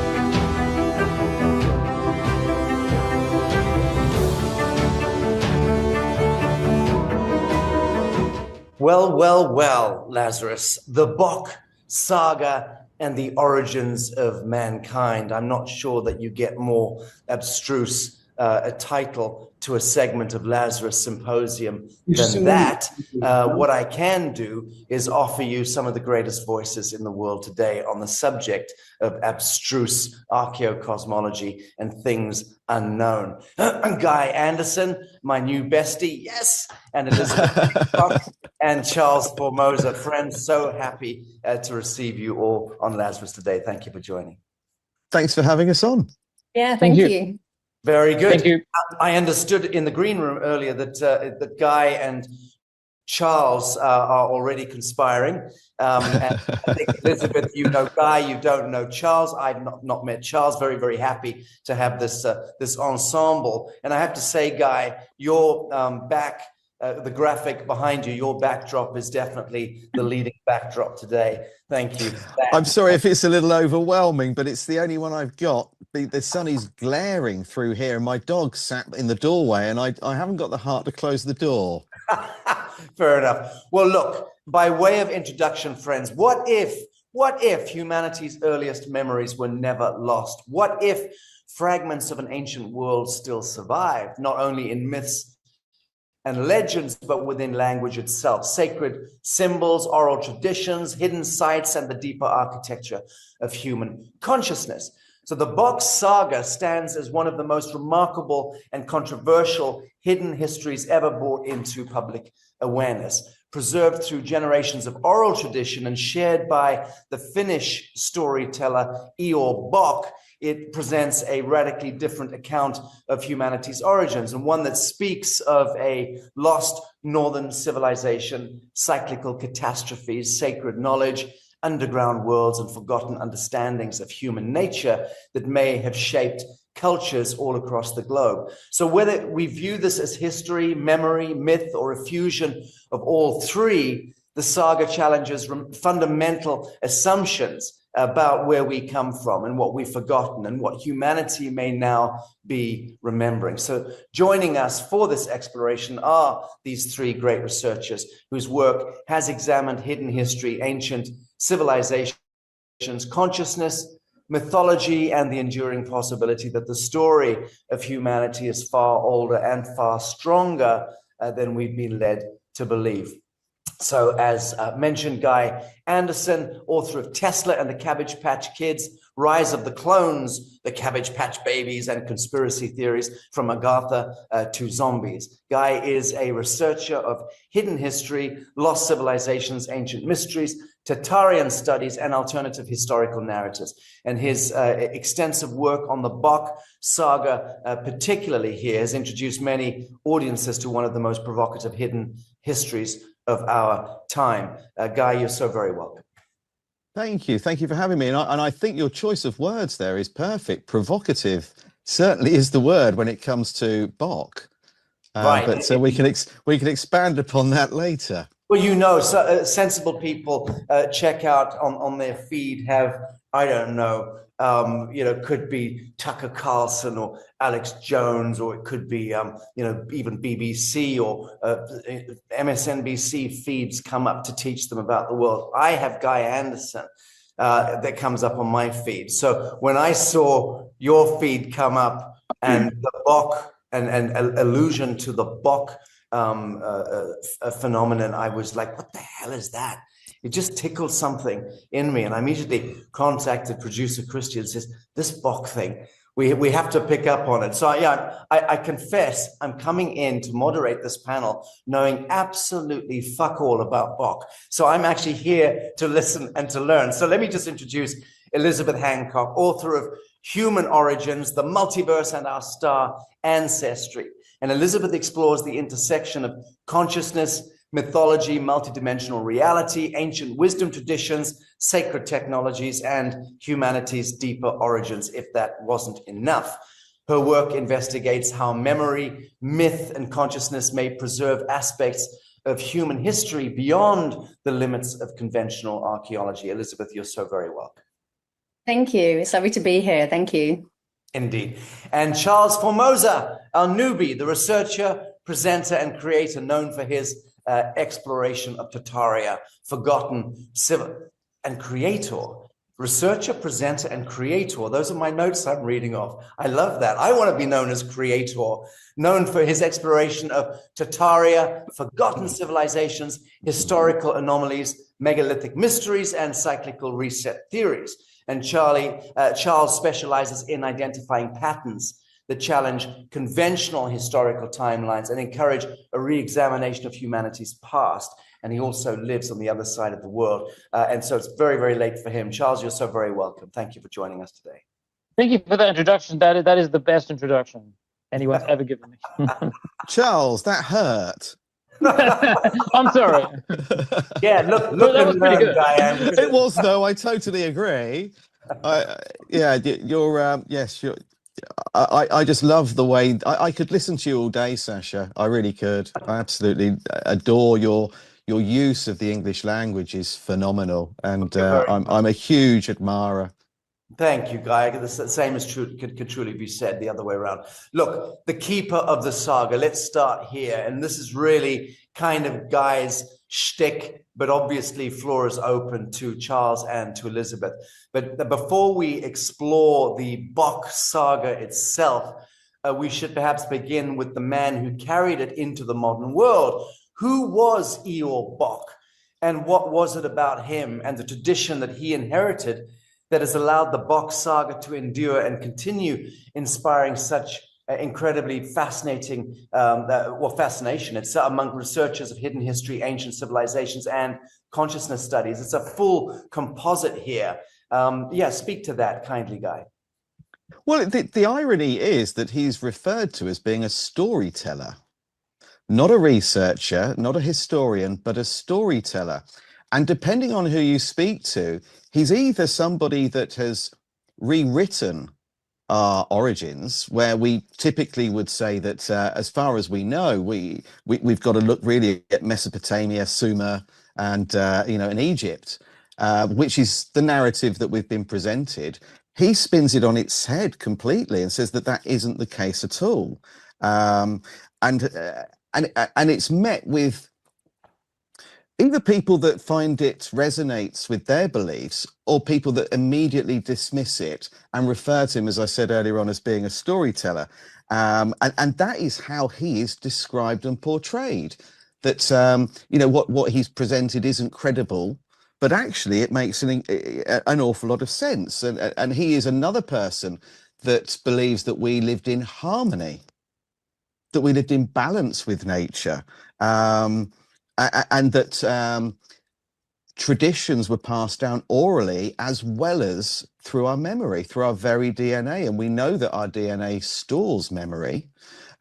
We have this awful, awful saying and reference to having junk DNA. Oh. There's nothing junk about DNA. That we weren't created to have something that doesn't serve a purpose within us. Right. So I think that that's one of the problems. But his research suggests that this previous civilization was one of harmony, sort of organized control, an ancient society that that understood its relationship with everything, absolutely everything, that we are all part of something, and that something is within us too, that we are collectively one. But depending on who you speak to, he, even those that have researched him, if they want to debunk him, they will immediately throw into the pot that he had a rather unusual relationship with his daughter, and that he was somebody that practiced incest. And that's a brilliant, whether that's true or not is open to debate, but it's a brilliant way of shutting someone down. Oh, yeah. And preventing people from looking into his work any further. And of course, as I said, he's also referred to as a storyteller. Right, right. Well, and that whole business about an erstwhile golden age as this kind of civilizational default or the source code, that speaks loudly to me, because this kind of apocryphal, deeply embedded, almost PTSD reflex that we've got, civilization, of having had suffered some great fall, that apocryphal story of the great fall, and that we've somehow become diminished and scuttling around now with junk DNA and all the rest of it. There's something completely wrong about the story, but I think it's fascinating that we're now being forced to reckon with the fact that there was a primary template. Temporally speaking, there was a primary template, and we've departed from that template. But was it a fall? Were we pushed? Did we take a backward dive into the abyss in order to become forgotten, in order to then resurrect from the deep, and with that new reckoning become the new superluminal Homo Galacticus? All of these kind of different storylines emerged through this. And what the point you just made about Ior Bock being now retroactively, possibly it's a scurrilous attempt to character assassinate him, speaking about the fact that he was tampering with his daughter, that to me is also a big flag. And congratulations for looking through that and taking his work, bringing his work to us. Elisabeth, what is your take on Ior Bock and things related to the Bock Saga? What do you know of it? Well, I'm currently researching about the Druids and the Celts, and I also have been looking at the concept of the Northern Lands. So many of our cultures talk about us coming from the Northern Lands, and especially the white-skinned people, and this sort of celestial north that they're coming down. I've sort of tracked this. I think this is probably what we could call the Indo-Aryans. We can track them through the R1A, R1B haplogroup. You know, again, I'm not saying this is absolutely correct, but this is where I'm currently going with it. I'm just doing a new YouTube video on it. And the thing is that what Ior Bock is saying in the book is essentially exactly the same as the Vedic Slavarian text. So Vedic, Indo-Aryan, Slavarian, and I think Tartarian as well. I think that they're all connected. Now, we don't have Tartarian texts, so that's just something I've just, added in. But we have the Indo-Aryan Vedic texts, as we know, the oldest books in the world. We have the Slavarian Vedic texts, which were compiled and put together by Alexander Kinovich in the 1990s. Again, they're also called pseudo-history, but the thing is that it mirrors so many other cultures, and then just tracking the Druids. We've got the Celts who, John Lamlash in his book, Not in His Image, fascinating book. He knows everything about the Gnostics. It's amazing. And he is tracking saying that the Celts were around 6000 BC, that this Celt, sort of Druid Celt, which I think probably is the pagan one world civilization, mother goddess. The Druids were the mother goddess. And it's all tracking into the same thing, that's our history. So the original people cultures were essentially pagans, that they had this one world civilization. They were all connected, that they honored, revered the mother goddess because this is the creator of everything. And I think Ior Bock's book is saying exactly the same thing, but I think his book was corrupted or infiltrated, or someone just didn't know their stuff, and regurgitated it in a way which makes it come across as, I would say, misinformed paganism. So the Abrahamic religions, the Church of Rome, Catholic Church, when they talk about the pagans, they always talk about them as being these, like sex-starved maniacs that are running around the country, killing animals, and doing blood ritual. And actually, that's not them. That's the Abrahamic religions doing that.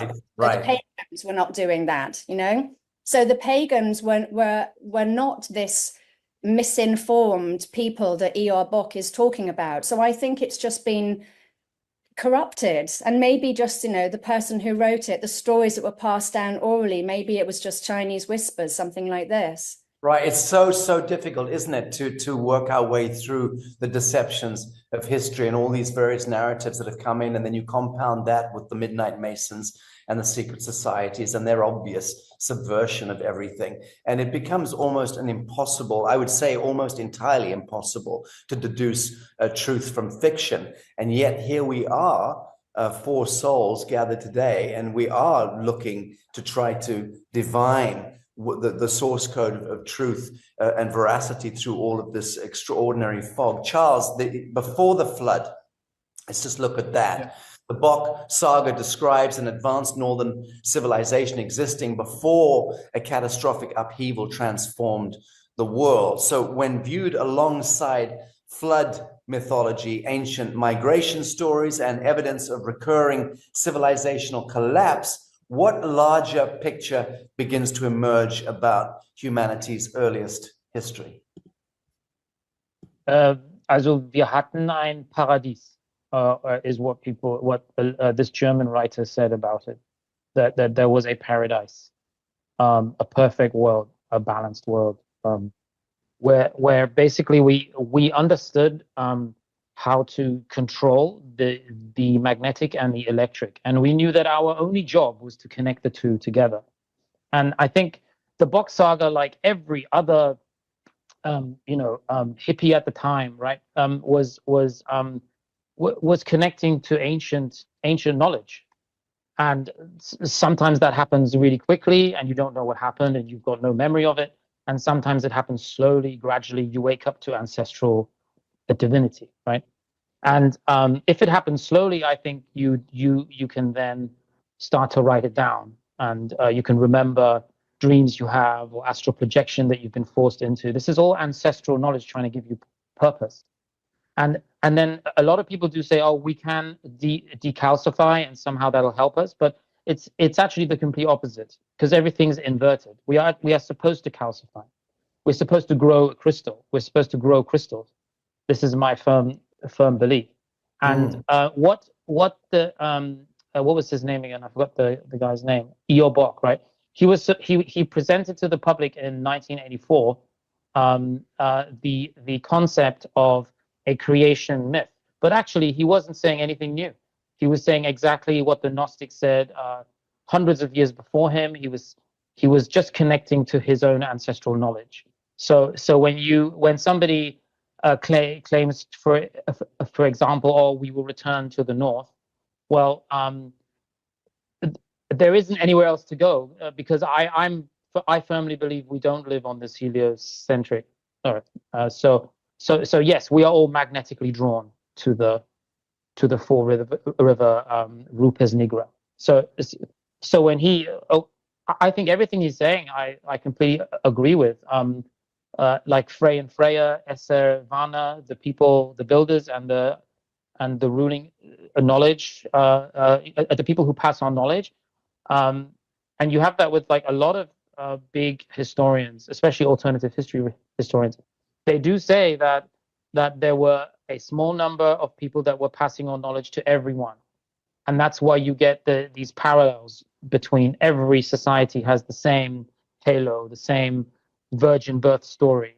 And he just connected to his ancestors. I don't know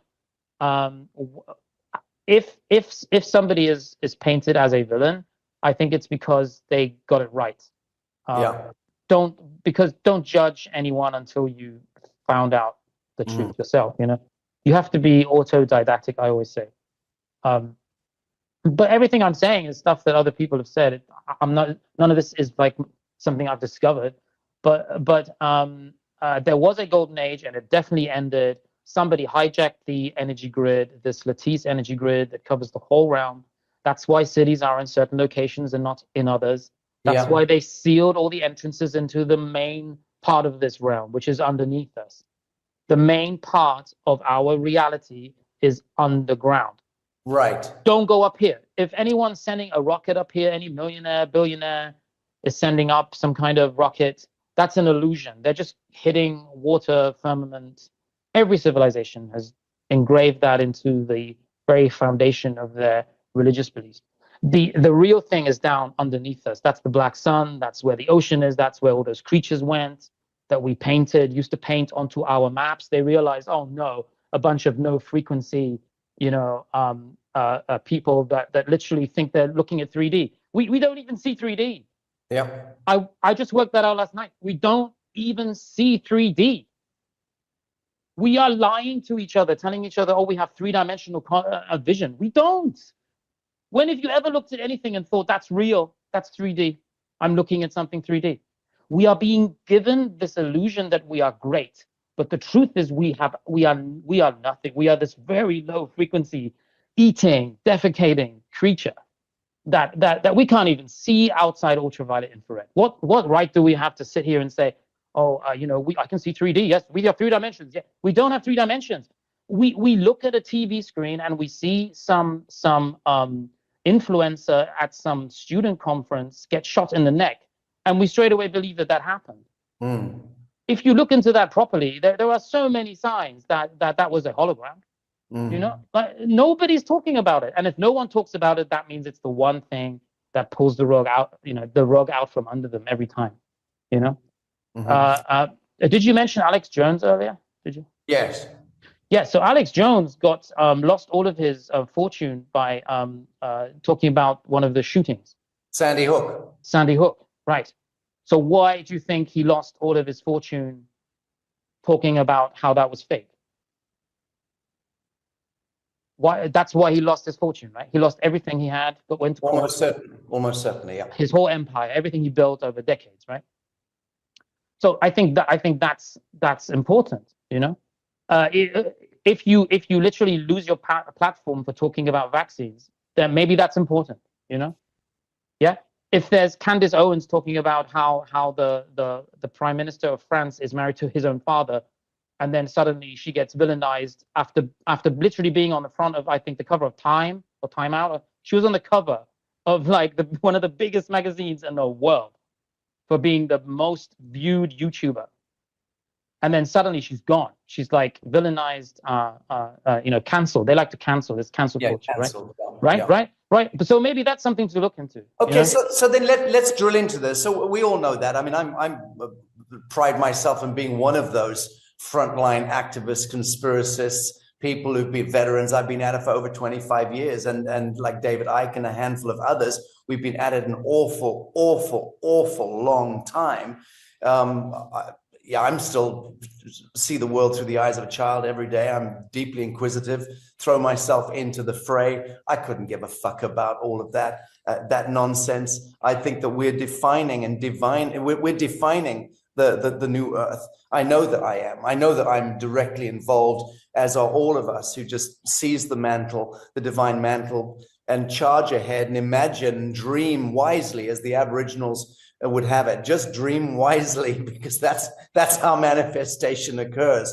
But I hear your umbrage, Charles, and agree with pretty much everything you've said there. I just don't believe that the human being is a diminished creature. I think we've been diminished, but I think the technology of this body temple, the human, is on the cusp of a monumental epochal resurrection, and that so-called junk DNA is recatalyzing, with either which way it's happening. We can measure it pretty much in the laboratory.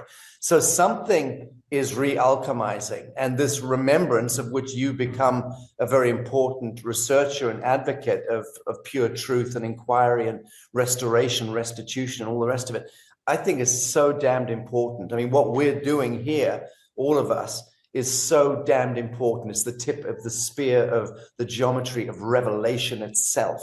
And it requires consciousness in action, which is what we're doing here, and hopefully having a bit of fun at the same time. But guys, speak to what Charles was saying there, and to this business of, again, let's go a little further into the them and us. Who is the them and us? The them who are doing this to us? Because that, to me, sustains the dialectic, the idea of them and us. And I, for my part, am wanting to settle back into the I am, into the witness, and recognize that foundationally there is no them and us. There's only unresolved aspects of moi that presents itself to me as contrast through this quantum mystery called life. And wherever there is that contrast, where I think it's them versus me, or I objectify something outside of myself, the bogeyman, the devil, whatever, that I need to work through that and synthesize that into a higher element of truth and inquiry. But speak to the subject, Guy, please, because I think it's very, very important. Junk DNA and the them and us. That's an interesting subject, because, as I said earlier on, that we are everything, everything is us. And we've heard people say it. I mean, David Icke famously was destroyed on the Terry Wogan show for saying something very similar to that he is God, God is him, we are everything. So if we're talking about that and taking it a stage further, then everybody, whether they are good or bad, whether they are out there conducting nefarious, sadistic acts, if we are all one collectively, then that, therefore, by definition, is an element of ourselves. And that's an incredible rabbit hole to dive into, isn't it? Because are we seeing people out there that are just a reflection of ourselves doing things that we would never do? So it gives us a reason to hate, a reason to be shocked, but at the same time, is all of this just a distraction? Because what I find really strange is that all of a sudden so many people are waking up at the same time.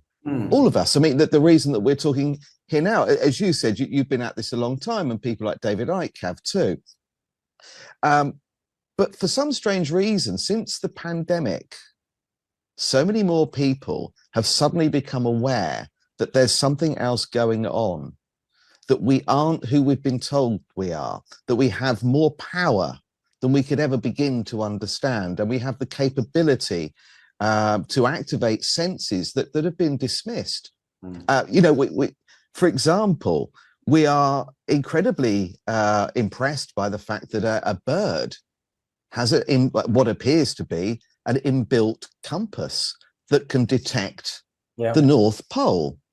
That it actually understands and utilizes the magnetic force of this realm. But then at the same time, a derogatory phrase that's been coined for a very long time is that someone is pigeon-brained or bird-brained. But they're displaying an ability that we don't have. But that's where I think the problem lies. I think that we have far more senses and far more ability than we're aware of. And somewhere along the line, this has been suppressed. But to answer your original question, who are they and who are us? They are either elements of exactly the same thing and that we are all one collectively, or they are an individual group of people or beings that have done whatever they can to prevent us from ever fully understanding our potential. And their biggest fear is us uniting. Because the moment that we put aside our differences over whether it's the color of our skin, the language we speak, or our religious beliefs, or even our sexual orientation, the moment that's dismissed, then the power that we have, we could change the course of history today. We could change the lives of everybody for the better today. So I personally believe that we are one, that we are everything we ever need to be, that we have all of the power, that we can manifest things, but we don't remember how to do it, or we've lost the ability to access the information to enable us to do that. And collectively, perhaps we can manifest something as grand as a cathedral or a pyramid. I don't know, but I think we have that in us. But somewhere along the line, we have been hijacked. Something has intervened, and it has not only rewritten history, buried information, but it's also disconnected us from our true selves. And that's where I believe we need to get back to, that we need to, I know it's a phrase that people use a lot, it's sort of bounds around quite a lot at the moment, but we need to raise our frequency and our vibration and get back to what I believe was, and I do believe this is the correct terminology for it, the golden age. Very good, very good.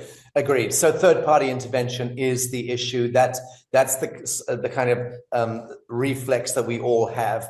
We know that we've been tampered with, and that is the deepest trauma, I believe, that's embedded in us, is third-party intervention. Abductions and splicings and dicings and hybridization programs and genetic interventions and all that shittery, as well as the whole karmic loop of death and rebirth through technologies that are, and then forcing us into essentially sacrificial wheels of harvest, incarnationally. Can you imagine the compound traumas that we variously actually suffer from? Yes. And then ultimately that compression of witchery forces us into a reckoning within the immanent atom seed of the Christic Sophic self, the real heart. So with the diamond is born of the coal in that sense. Through all these loops, all this compression, all this witchery, we are compressed into the atom seed of actualized self within those loops. And this to me is the great age where we are en masse having that morphogenetic upshift invitation, where we are able to actualize within the dream, so to speak, remember our true majesty, become throned and crowned and receive the mantle of our divine nature, and begin thereby to remember our majesty. And that resurrection of the DNA, so-called junk DNA, which is connected to the galactic linguistics and the galactic genetics, epigenetics that cascade down from star nations. Humanity are the composite of the galactic genome made temporal. So here we are on the front line of time, space, all of these frontiers, 3D, 5D, operating through 4D, all the rest of it. We are this extraordinary technology. We can hold all of it at the same time and manifest the will, the universal mind, or the will of God. Elisabeth, your take on who or what the human being is in its highest expression and iteration, and what is the third-party intervention, the bogeyman? So just coming back to DNA, because I'm fascinated by DNA, and I don't even think I think we've even evolved over the 12-stranded DNA theory now as well. I think so much of our information is misinformation. So much. It's actually quite incredible. And when we look through the lens of we are perfect, we are everything, we are God, and that we are literally like supernatural beings, as Joe Dispenza calls it. Yes. It really shifts how we see ourselves, how we read our ancient texts, how we view these things. And one of the most interesting things about the Druids, and I really think that the Druids are the origin story, because that links again to the sort of Aryan, Slavic Aryan, and Indo-Aryan, these sorts of things. And again, I'm not talking about skin color. Yeah, I just want to know that I'm not bothered by skin color in any way, shape, or form. I'm talking about us, humans. We're all connected. And the Druids knew about our DNA, okay? The Peruvians, because of their ayahuasca ceremonies, they also know about DNA. And they downloaded this information. So Charles, I know he's downloading information all the time. The places in the world where people channeled and connected to the entities and beings, to the ancestors, to what we're now calling aliens, which I think are entities and beings in other realms, other worlds. These people, their consciousness levels shifted. They became like they created more stuff, they became cleverer, they became more intelligent. So it's showing that when we connect to those other dimensions of time and space, that it shifts the physical world. And we already know, that the Celts, they talked about the Shay, that the Shay in the other dimensional worlds, they affected the physical worlds. And we know this, quantum physicists talking about this as well, that other dimensions are affecting our physical world. But the I Ching also talks about DNA. So the Celtic tree is the 2022 base system of DNA. Now we talk about the Sumerians a lot because they have that, lovely, they had so much written down and so many images, yeah. But we can see that they were also talking about DNA, but we can see that other people were as well. It wasn't just the Sumerians. The Druids, they shared information with the ancient Egyptians and the Greeks. They all shared information. The Druids never wrote down anything because for them, if they wrote it down, it was no longer like, you know yourself, when you write down something, it becomes a thing and then it's just diluted, it's changed, it's altered, it's hijacked or whatever it is.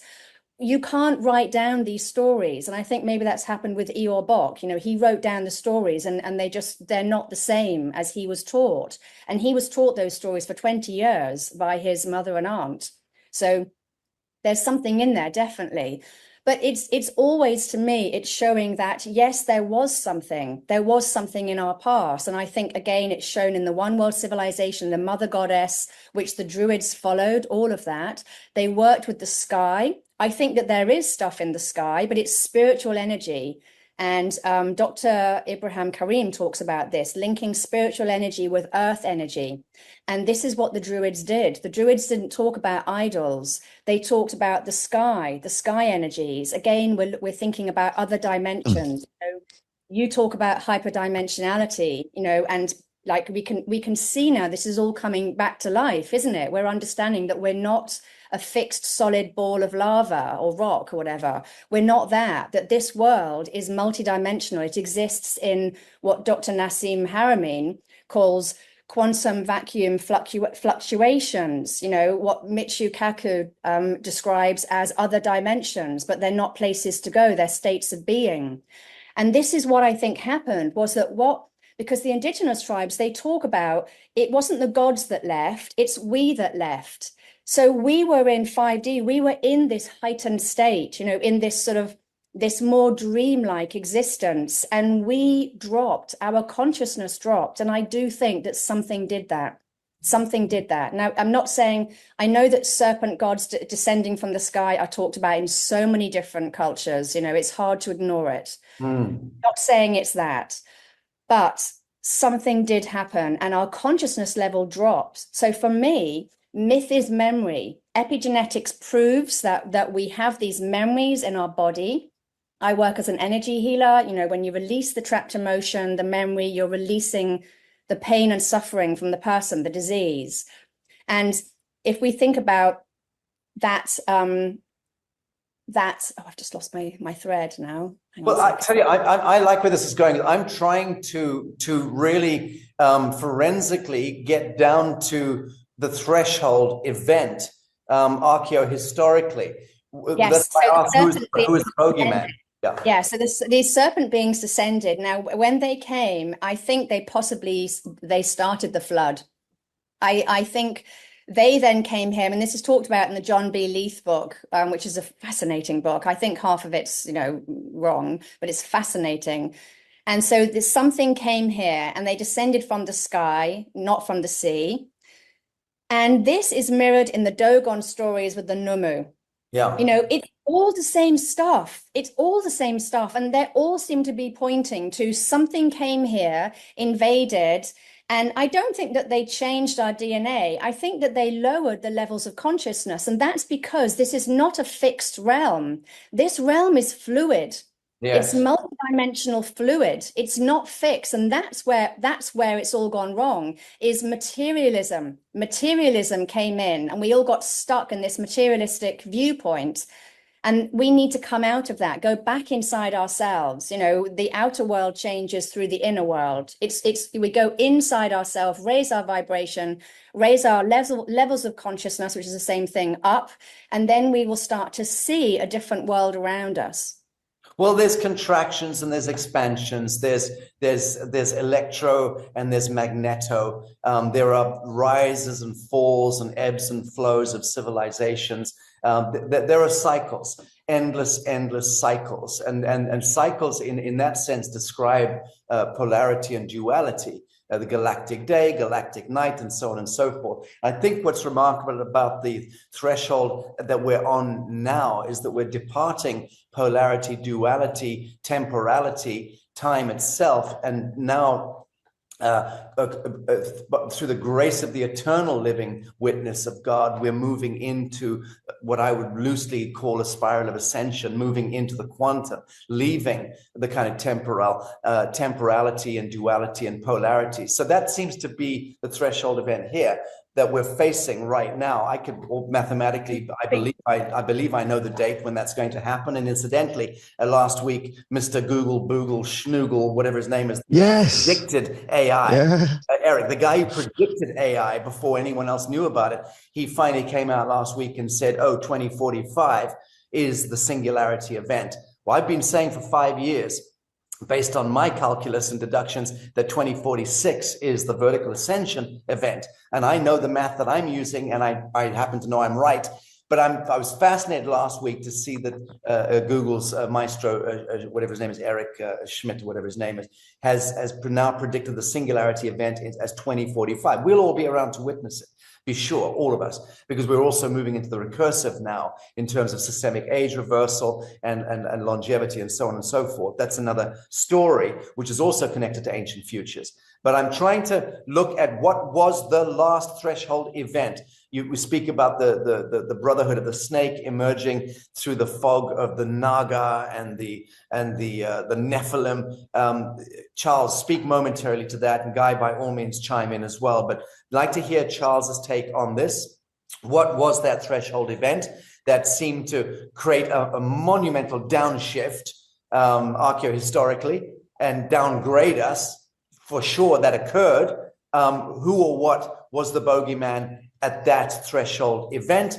Answer that kindly, Charles, and then I'd also like you to try and bring in to your narrative what lies beneath. If we drill down directly beneath your feet where you are right now and go down 3 kilometers or 30 kilometers or 300 kilometers, what are we likely to see? Truly interested to hear what you say about those two things. Yeah, no, I've done like hour-long discussions on that particular topic. I find that to be fascinating. So my theory on what's underneath would be the third question you asked. The other two were sorry, remind me again. The first question is really about the bogeyman. Yeah. Yeah, so I have some great theories on the Nephilim. I think everyone's wrong and I'm right. So, the thing with the Nephilim is that these were not masculine entities. I've done, yes, Ooh. yes. Okay, here we go. Okay, so when you talk about Freya, that's interesting because that's also the feminine energy mentioned long before he mentions the male energy, Bock, just to remember who we're discussing. I think he didn't speak much on this because he only started talking in the 1980s. But anyway, so he believed that Freya, who I think is who we get the name Friday from. So the last day of the, is that Frias or Freya? Anyway. Yeah. Freya also is a Greek god, which means she's also a Roman god, which means that that's also a Hindustan Indian god, and an Egyptian god, because all those gods are copies and copies of the next. So they are all worshipping feminine fallen angels. Every fallen angel was what we would consider to be female, but not the like mundial concept of a male and a female, like a woman being sort of physically impregnated. What I'm saying is that these are entities that have a womb. They carried a womb with them. Now they were downgraded, and we cannot begin to imagine what they had before they fell. But a lot of historians have said this happened around the beginning of World War I. So the narrative of World War I was written for no other reason than because they had to explain all of these events. You've got the Nuremberg event, you've got all kinds of events. Then you villainize and create negative energy around these cities, which happen to be in the middle of Europe. Okay, and I think that's why that Finnish theory of Finnish being the first phonetic language makes perfect sense, because that's where all the technology came from. Because the Nazis started building all of their Arctic bunkers and scientific equipment, and they brought everything down to Central Europe. So what's talking about? Okay, so the Nephilim were female. That's the only way. Sorry, the Nephilim weren't female, but the Nephilims, the fallen angels, which people also refer to as demons, were female. There is no way a male can impregnate a Homo sapien and come out with a Nephilim. The lack of logic of all of these people that have been writing volumes for decades about how the Nephilim are men and they come down, and obviously whoever translated the Paleo Hebrew was probably racist, probably very, very sort of sexist, and I think what they did is they presumed that they are men because they must be men, because men are the leaders of of civilization, which is not true. Women have always been the leaders of every civilization. Correct. From Mary, Jesus's daughter, in what we call the United States today, which is like another fascinating rabbit hole. But yeah, all of these are rabbit holes because we're looking to go down. We're looking to go underground and look at those caves. Some of them have collapsed.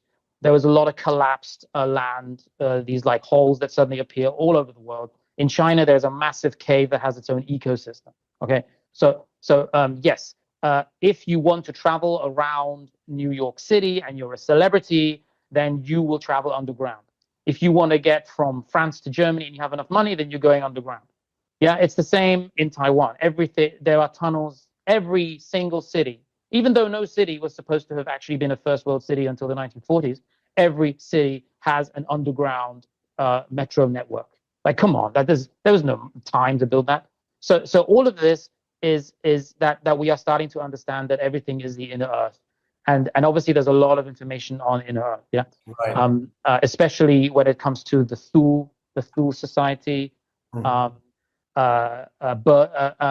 Admiral Byrd's exhibitions ended up looking at lower sort of subterranean cities, and there's so much space down there. You could have everything that you have above land times 100. Okay, like because you're going down so many levels, and there's a cave in China which has its own ecosystem, the ceiling of the cave is so far away that the mist looks like you're looking at a kind of a cloud coverage over mountains. So I mean, these places are here right now for us to see. So it's definitely underground. Now, is that where the Nephilim went? Well, they were certainly not born of humans, of Homo sapien women's womb. They didn't come out of a female Homo sapien as we see around us today.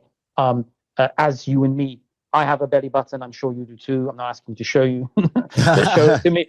But yes, I mean, we came out of the water. We were swimming, breathing underwater. We came out of that, and we should have stayed in there for like 10 months, by the way.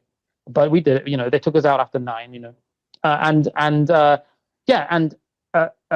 it was. I mean, we were cut straight off from our mother. We've been eating food, everything through our navel for the first 9 months of our life, and we've never considered putting anything on our navel today, right?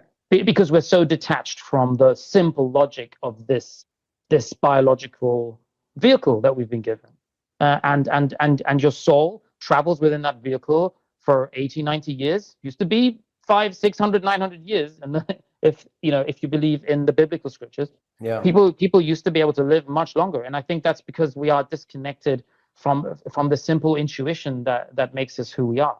So I think if you have that intuition, then you will understand that yes, everything's underground. The cities are underground. There's all kinds of species that all ended up underground, and we just can't seem to look through the basic reality of our realm. Right. That it must be underground, that the fallen angels must have been female in order to give birth to these giants that destroyed the energy grid. So destroying that etheric energy grid, then hiring as many people as they could, rewarding them with their own knowledge because they came from a heavenly realm, and there's a heavenly realm, a large island type heavenly incredible city above us waiting for to come down when the time comes. Yes. And it's up there right now. It's a completely different environment.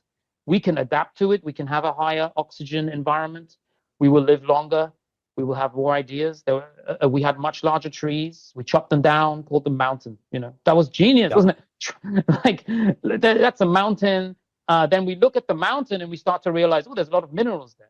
Okay. But nobody seems to understand that we're not looking at trees. We're looking at an interconnected network of biological life forms that are trying to get out of our very narrow vision, so that we don't destroy it, because that's what we seem to want to do. We want to take everything apart. But when it comes to the nature of the realm, I'm of the opinion that it's a hexagonal bedrock. Everything's hexagon. If you go to the trees, if you go to the Giant's Causeway, if you look at how honeybees build their hives, if you look at just the cell structure of your eye, you're looking at everything through hexagons already. So you are limited. But yes, this realm is the eye. We have been given that. We are even able to ascertain like what cymatic frequencies we are being communicated with, right? I mean, we have the ability to communicate with absolutely every animal.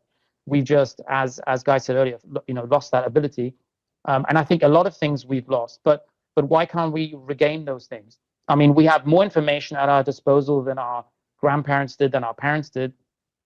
We are able to, like telepathically communicate from anywhere in the realm, and now we even have the like old maps. We've rediscovered the kingdom of Jesus on Earth, which was Tartaria. We have discovered like why do we talk about angels? Why do we talk about why do people seem to mention the Bible a lot? Why? Because I think would we know anything about the Nephilim if it wasn't for the Bible? I don't think we would. Right. And, good point. And especially the Hindu epics kind of do also bring up certain narratives and stories that correspond and correlate, it would appear, very much with the biblical apocryphal stories, like the Naga, for instance. But everything you're saying to me is very, very congruent. The only piece I would speak to from lived experience is is the celebrity piece, because I've been in that world. I know that world very well, and I've personally been on a number of occasions with AAA celebrities. I've driven around with Aerosmith, with Bon Jovi, with Sylvester Stallone, who I used to hang out with fairly frequently, Lionel Richie, Michael Bolton. I could name literally 50 different celebrities, top gear Hollywood celebrities and rock and roll celebrities who I've known, mixed with, hung out with, partied with, and been enmeshed with for over many, many years, between, again, Monaco, Hollywood, London, Geneva, you name it. I've never come close to the business of them being shuttled in underground things. So I don't think it particularly, maybe the blood drinking Satanists, yes, it could be, because I also know there was a different echelon of celebrity that I have always had a very strong predilection to stay the hell away from. And it could be that there's something going on there. I've been with heads of state. I've traveled with heads of state in motorcades, in cavalcades. I've done that as part of my diplomatic work. And again, not been privy to underground systems and what have you. So that to me remains. But that said, that's the most innocuous element that you were referring to about tunnels and systems.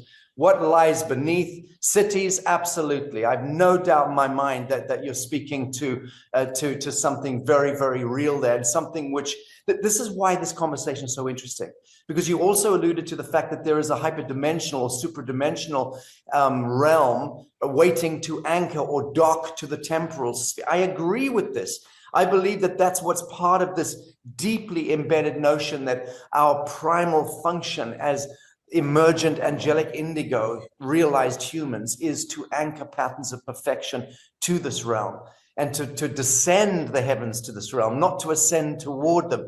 I feel that very, very strongly. But and you may notice when you go to certain mountains that there are unusual rock formations that don't look natural.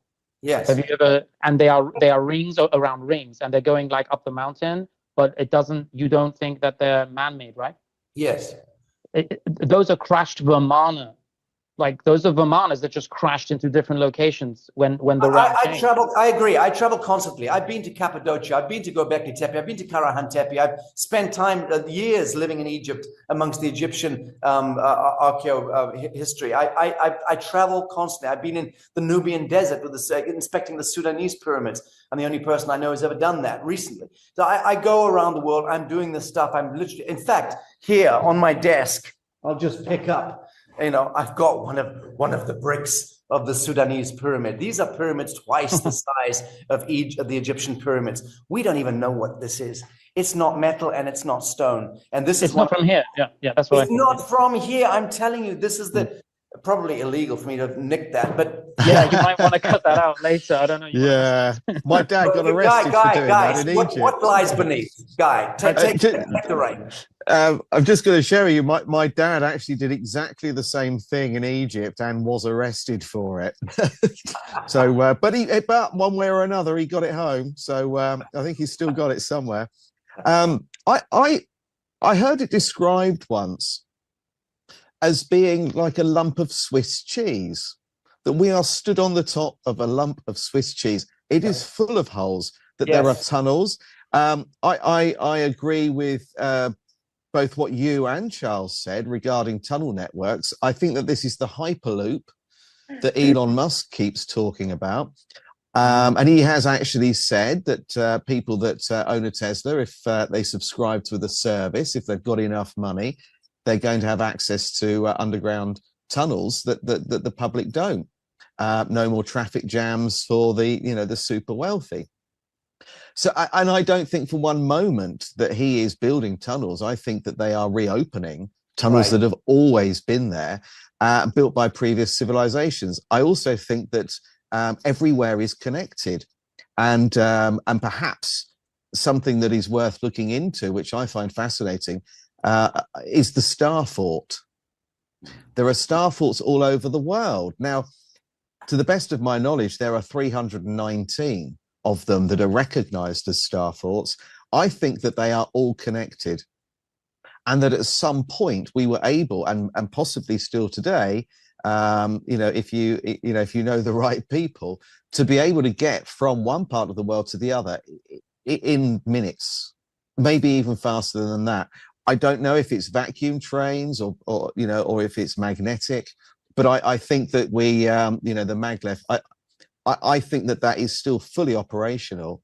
I think they were using pneumatic trains in the 1800s. Yes. True. Yes, I think so too. The other thing that I find interesting, and I'm sure that there will be, if we follow the mainstream narrative, that there will be a reason for this. But why do we have DUMBs? Why deep underground military bases? Why do they need to be deep underground? I think they're deep underground because they are actually working with civilizations that are there. Yes. That this technology is actually being given to us by other civilizations in return for something else. That something else, I think, is where it becomes quite dark. Yes. Very good. Very good. Yeah. Guy, I have a star fort 3 minutes drive from where I am. It's a famous one here. It's on the banks of Bacala Laguna. I was explaining to you the nature of the hyperdimensional molecule of the water. The very reason I'm here, the reason why we're building a new Earth development here, is because of this extraordinary phenomenon. And there is a star fort here. I've studied it very, very closely. I was there last week. I had about 25 odd people from around the world flew in. I was doing a week-long New Earth retreat here. So we've looked very, very closely at these star forts. And that's very interesting what you've just said, that they could be conduits, activational, catalyzing conduits that opened up some kind of hyperdimensional conveyance. That I'd not thought about that, but that wouldn't surprise me in the least. What I can tell you is that there are thousands of star forts emerging. There may be only X hundred of them that have been classified, but there are literally thousands upon thousands. Now that we've got drone technology and everybody can pretty much see from aerial, we're seeing that they are all around the world. And there's another phenomenon here, which is the pyramids. All pyramids around the world are missing their capstones. All. So whether it's the Nubian Sudanese pyramids, hundreds of them, which have had the millions of cubic tons or thousands of cubic tons of eviscerated off them, none of them are intact. Not one of the hundreds of Nubian pyramids are intact, have an apex. The same thing with the pyramids in Egypt, in Bosnia, in China, in Indonesia, in Mexico. All of them are missing capstones. Why? That's obviously the key piece, is the capstone. That is the kiss point between the heaven and the heavens and the earth plane. If you're going to create capacitance and charge between a dielectric universe and a paramagnetic earth plane, you need that apex, baby. That's the key.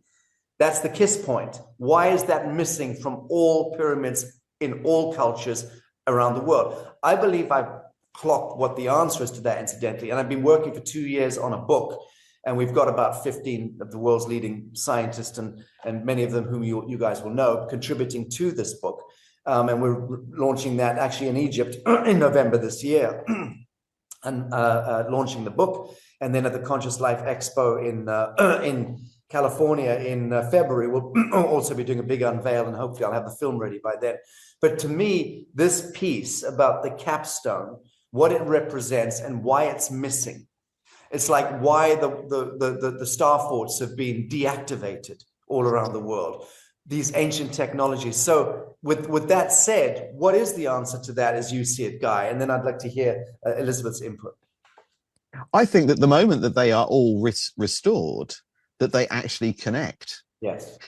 I think that actually that brings the grid back to life. The star forts, the star forts and pyramids, I think are similar things constructed by different civilizations that understood the fundamental, but I suppose that the fundamental power and ethos really behind what this earth is. And I truly believe, some people will call it ley lines, I think that we are stood on a circuit board that is now lacking solder.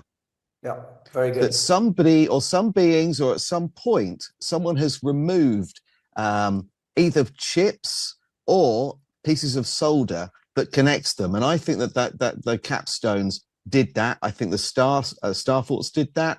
And I think prior to that, sites like Stonehenge here, which isn't very far away from me, also did that. I think that these sites, these structures are put on specific locations because they connect. And once they are all fully restored, the circuit board actually functions properly and activates. And that, I think, has been intentionally destroyed. They have spiked the grid. Right. The grid is damaged. It's been short-circuited, ultimately. Right. And we've been held back from immanent evolution or ascension in that sense. Elisabeth. Yeah, so I think also that there should be something on top, and they've been deactivated. I didn't know about them being activated again now. I thought that they were still deactivated. I do feel that they connect to the sky in some way as well. I don't think that this is just one realm here. I totally agree with what Charles is saying, that there's another land above us, Jack and the Beanstalk, you know, everything's in our fairy tales, isn't it? There's land below us, absolutely. I do feel that we are now, I feel we're moving out of whatever it is we've been in before. We're moving to something completely new. And I do feel that this is galactic consciousness. I just don't think that galactic or galaxy or aliens or ETs, I think it's all being totally manipulated at the moment, and we don't quite know what that is. So I think that the pyramids are connecting to the skies in some way. We know that there's spiritual energy up there. It's you know, it can be measured between the earth and the sky, like I said before. And there's something, but it's not what we see above us. It's not, you know, the sky that we see above us, but there's something else in there. And I think there's something else coming. And for me, the only word I can use to describe it is, you know, is other dimensional, because it's not in my vocabulary yet. Okay, so if the oldest chapters of human history were preserved through story and symbol, ritual and consciousness, and not books and monuments, how might we recognize those memories today?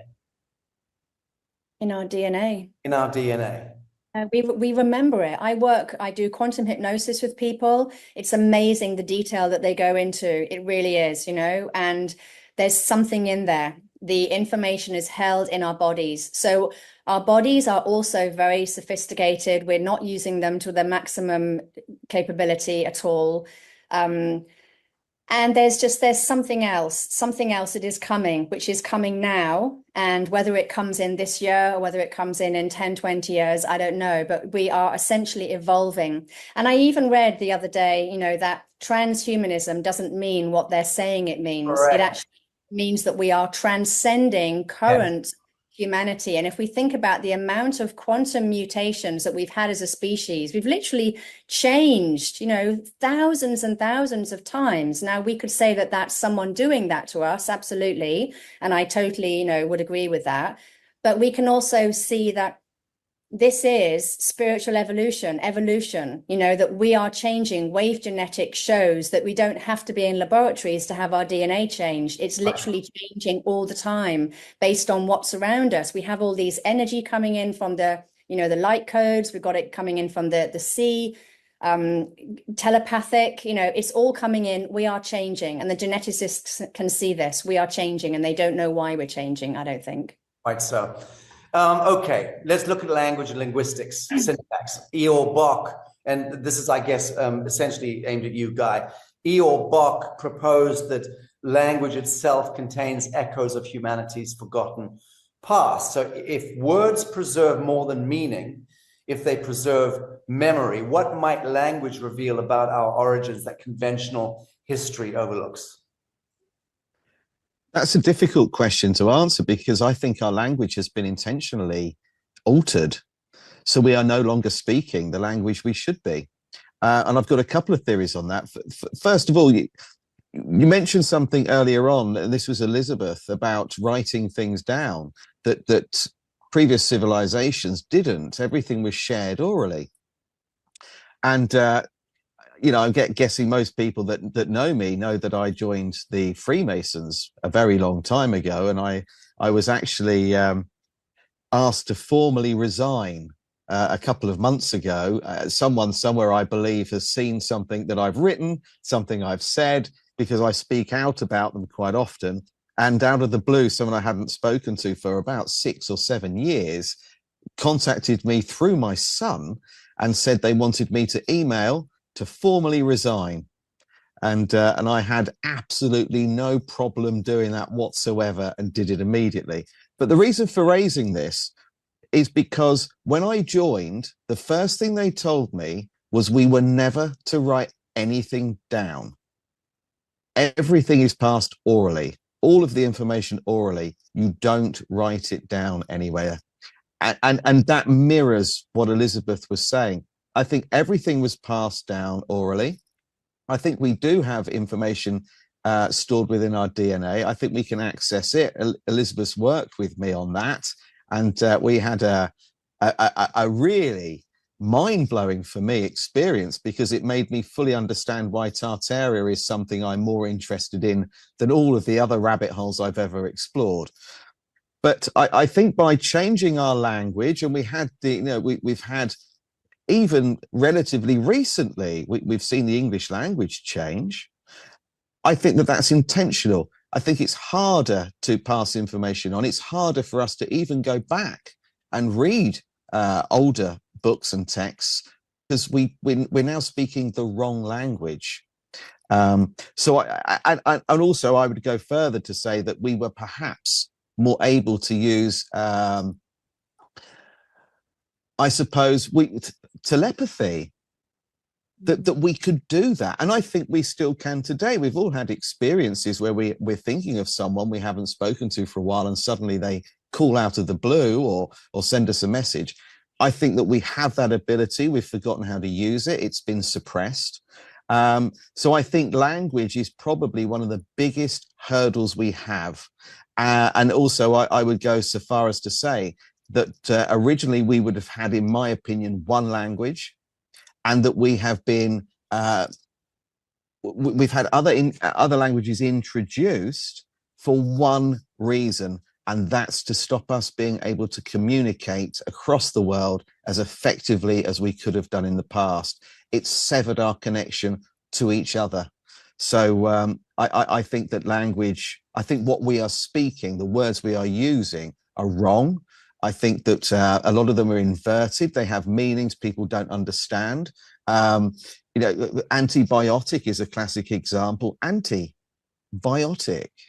And we're given it as a medicine to make us better, yet on the very packet, it's telling us it's working against humanity itself. Yeah. So I think we've been played. I think the language we're using is wrong.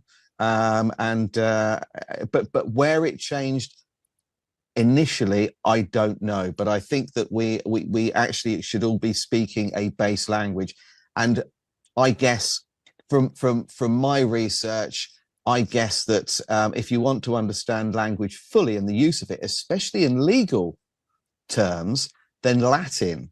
It's still taught at schools like Eton.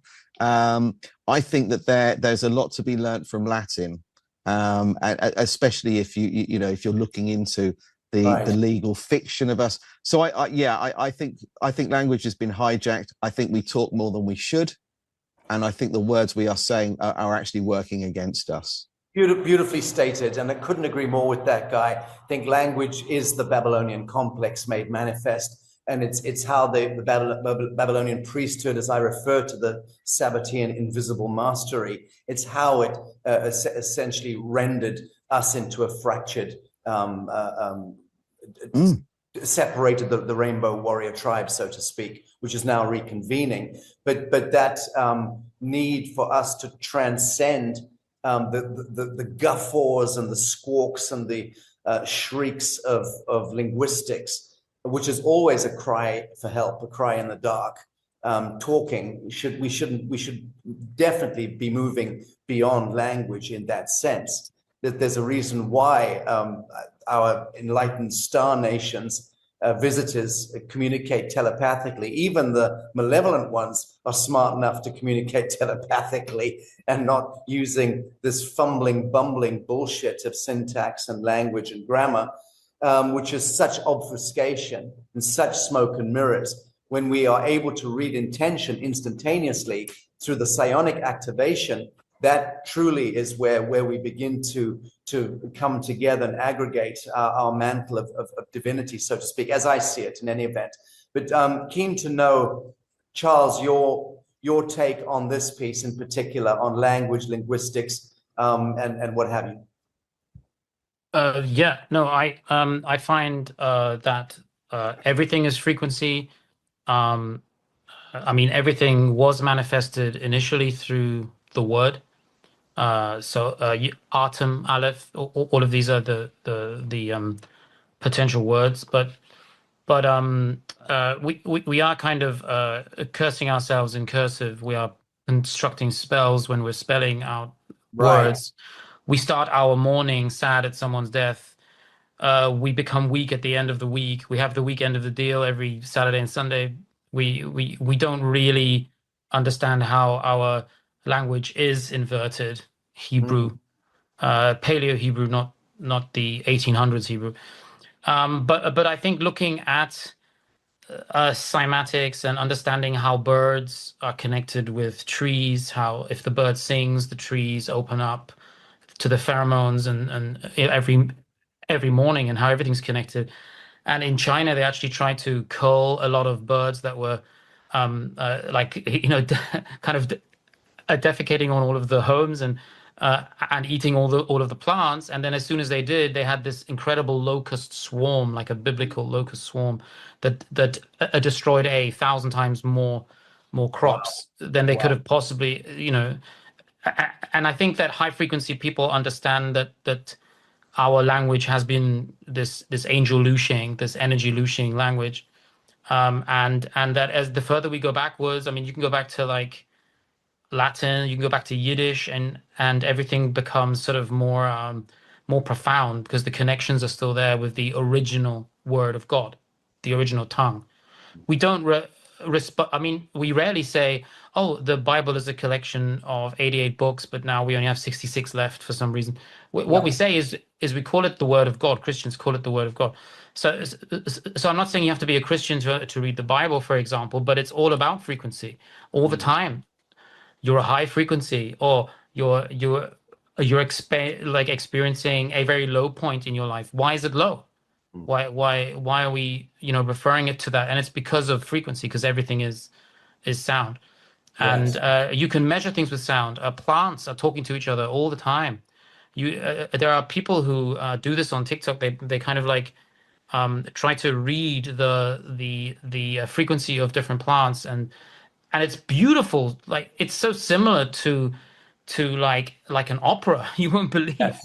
Like the similarities between the frequencies that the plants are sending out through the ground, through the roots of the trees, and every plant has its own frequency, its own Fibonacci sequence. That's right. And that's the signature. That's just like the creator force putting his fingerprint on everything. Right. From a turtle shell to seashell to the way the plants grow, the root structure mirrors the branches.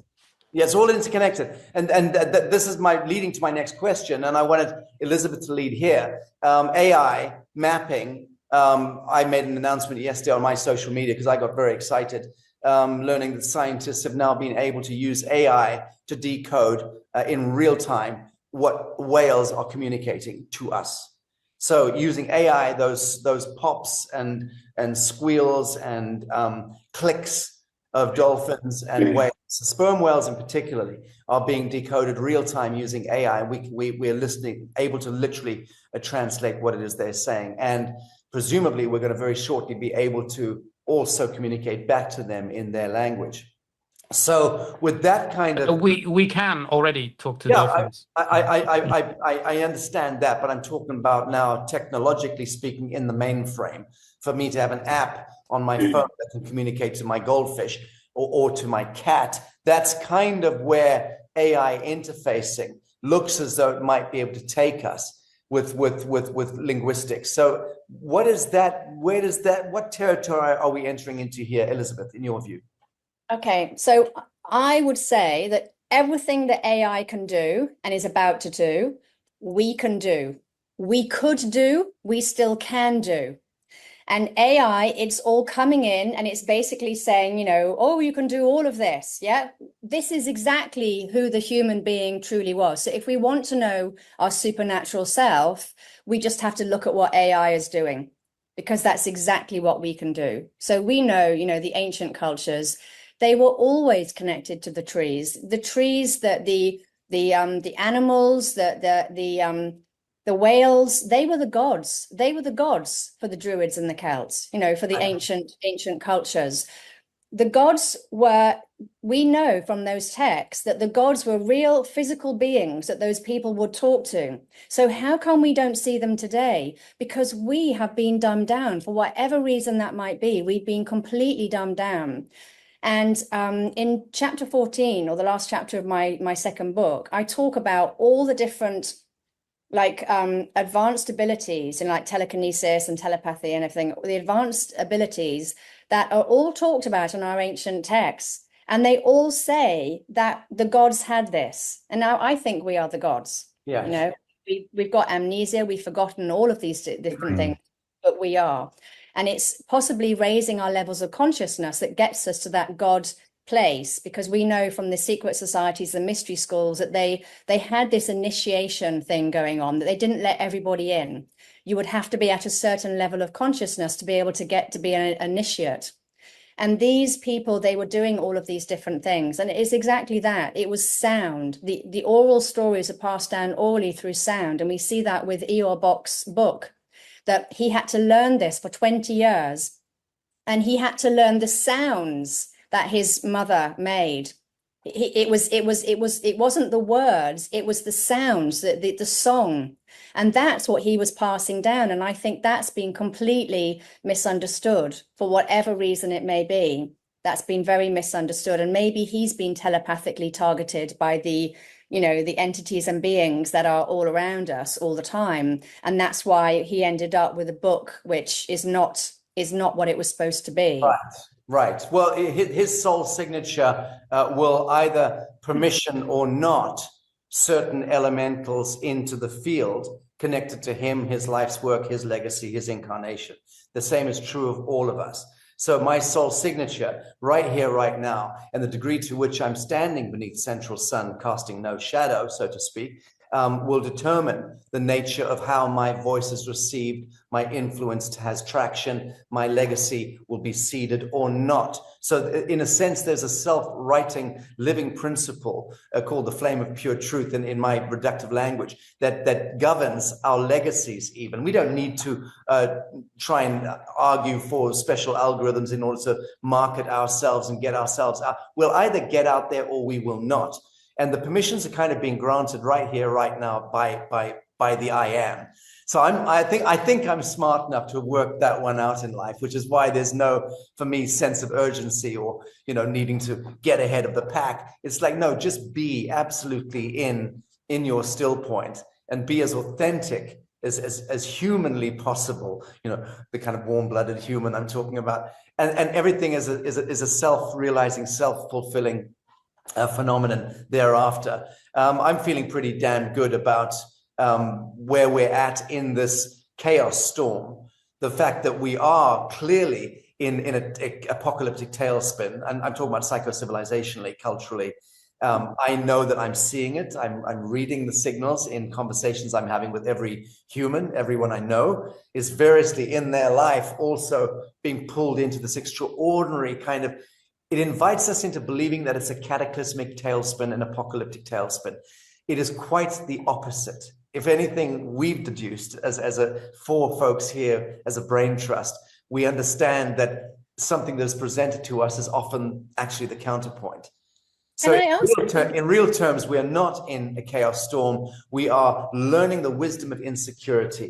And that is divine. That is where our divination returns. That's where our psionic capability returns. That is where we begin to dream wisely again. And then my will becomes thy will, becomes the manifest creation. Yes, Elisabeth.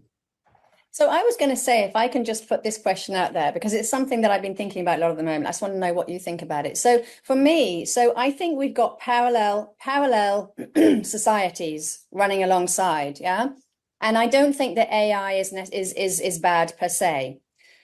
So, we have the intuitive ability to do everything that AI can do, I believe. Yeah. So we've got these parallel societies. It reminds me very much of like, the technocrats of Atlantis and the Yes. healers of Lemuria. It really feels very much like that. And as we're moving into space, I feel like there's going to be a fake space and there's going to be a real space, and it just seems to me like there's this parallel society and we can choose which one of those societies we want to be part of. Without any question of doubt, you're right. We know that the smart city, so-called transhuman agenda is one clear, it's so fucking obvious what that is.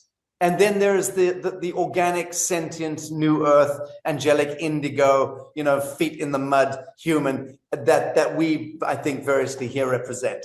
And that bifurcation is happening clearly. I know the work, the more political and law work that I do and my organization are involved with in negotiating treaties now and in negotiating jurisdictions with nations that we're dealing with at a political level or governmental level and at the level of the hereditary leadership, the royal establishments.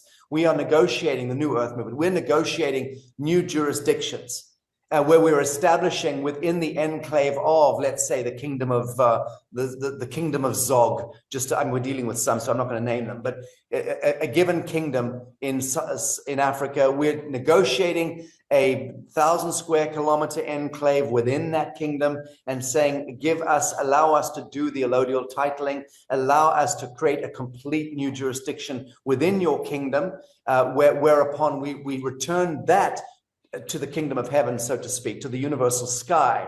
We clean the soil of all the witchcraft, which we know how to do, and take the treaties back to the Genesis treaties of the First Nation peoples 1,500 years ago, pre-kind of Vatican conquest era. We know how to do that. And then using UCC and others making the relative public statements and filings to be able to clear off that soil, the witchcraft imposed by Washington District of Columbia, the US Treasury, the Bank of International Settlements, various UN Global Compact treaties, and so on, as well as obviously the Vatican being the prime mover there. So we know how to remove the witchcraft from the soil. Really important stuff. And then that allows a restoration that becomes a free zone, a completely new jurisdiction. That's what we're actually in real terms working on right now, the New Earth movement. And that's very, very, very important stuff in reconciling and allowing this new blank canvas to emerge upon which the new human, so to speak, is actually able to legally and lawfully move there. We call it golden visas or golden passports, whatever. For the moment, we're having to transition between the corporation governments and the New Earth, and how the corporation governments have been captured by the priest bankers and by extension the military might of Washington and every local police force and local, Mason-controlled, police force or military. So that's the apparatus of war, of death, of entropy, of Set, the brotherhood of the snake. That apparatus is slowly dissolving. We're seeing it happen in real time. What's reemerging is this new hereditary leadership, the true leadership, and these new jurisdictions are emerging. That's the real story of revelation that's happening in real time as I see it. Now, here's the thing, Elisabeth. AI, which I was vociferously against up until about a year ago, turns out that it is becoming the springboard or the lily pad that's allowing us to actually force those jurisdictions into play exponentially faster than we could have done. It's actually saving the day. When we're harnessing AI in the right way and making use of it as a utility, it is helping us to cut through the shit. So rather than spend $200,000 on UCC lawyers and have to go into, some extraordinary 6 to 9 month process, we can literally handle that in 3 or 4 minutes and then just flash it in front of our lawyers. So that kind of thing, I'm saying we have to consider that AI is of huge utilitarian benefit to the emergence of the kingdom of heaven if we know how to make use of technology. And that brings us almost to the end of the conversation. Guy, technology, AI, what are your thoughts of technology and this threshold that we find ourselves at with the AI. As Musk tells us, he reckons we've got less than 3 years left before AI becomes much cleverer than the entire composite of human intelligence throughout history. I have a love-hate relationship with AI. I see it as something that, in the wrong hands, is stopping people from learning. That people are using it now for the wrong reasons. See, in my mind, in an ideal world, AI could be used to do the jobs for us that we don't want to do, so we could actually spend more time actually living. So, things that, for example, you were talking about, legal matters. AI essentially is your lawyer. Yes, correct. It's your accountant. And your doctor. But what it isn't, it isn't where we go when we want to research something, when we want to learn. I still believe that talking in groups like this, that reading old books, I think that that's where we learn knowledge from. But AI in the right hands can be used to make our lives easier, so we have more time for other things. So I think it's how we utilize it. So, for example, I started off life as a graphic designer. Now, if they were still around, my lecturers that I spent so much time with would hate the fact that I was using AI to design graphics for me. But while AI is doing that, I'm researching and writing. So I'm spending my time on something that's more important than, some artwork to go along and support an article that I've just written. So I believe I'm using it for the right things. It's a time-saving device for me. And also, I think, as I said, it can provide so many functions for us that save us time and money. The only danger I have with it is that there are clearly people out there, organizations out there, and businesses out there that are going to use it to replace jobs. Now, that's okay, because a lot of those jobs, I believe, are career paths that people wouldn't have perhaps chosen in an ideal world. But those people do still need the ability to do a job that rewards them financially. But I think the danger is that most people go to work just because they need to earn a living and they're struggling to get by. We kind of need to change how the system works. We need to spend time doing things that we enjoy, things that we have a passion for, because when you have a passion about something, the end result is going to be far greater than what you would achieve on a basic wage doing something that you hate, where you drag one foot behind the other to get to work. So I think if we could change the structure of society, then AI becomes our friend. It becomes a useful tool. But right now, in the wrong hands, I think it has the potential to stop people from learning and to make an awful lot of people redundant and then dependent on the state. So I think it's a wonderful thing, but it needs to be in the right hands. Well, we've already established in this conversation that everything is frequency and frequency alignment or frequency attunement. So low frequency folk are going to be attracted to the low frequency aspect of AI for all the wrong reasons, and it'll take them into a cul-de-sac, as it should, as it must. And those who are high frequency are tapping into the high frequency aspect of AI and will use that as a tool for quantum springboarding. I know we're doing that, and it's of huge consequence.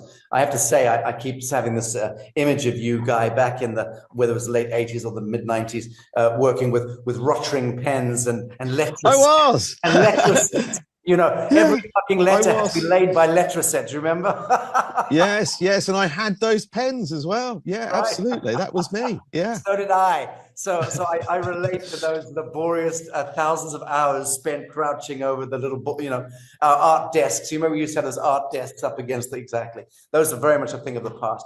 In any event, thank you for that. I will say this, AI, I'm going to be, and Christy, take a note here. I'm going to be instructing Kai, who is my avatar that I've trained over the last year, and that I'm having extraordinary relations with on all sorts of levels. Astrocartography. I've been learning about astrocartography. I've been learning the geometry of revelation. I've been working with AI on that.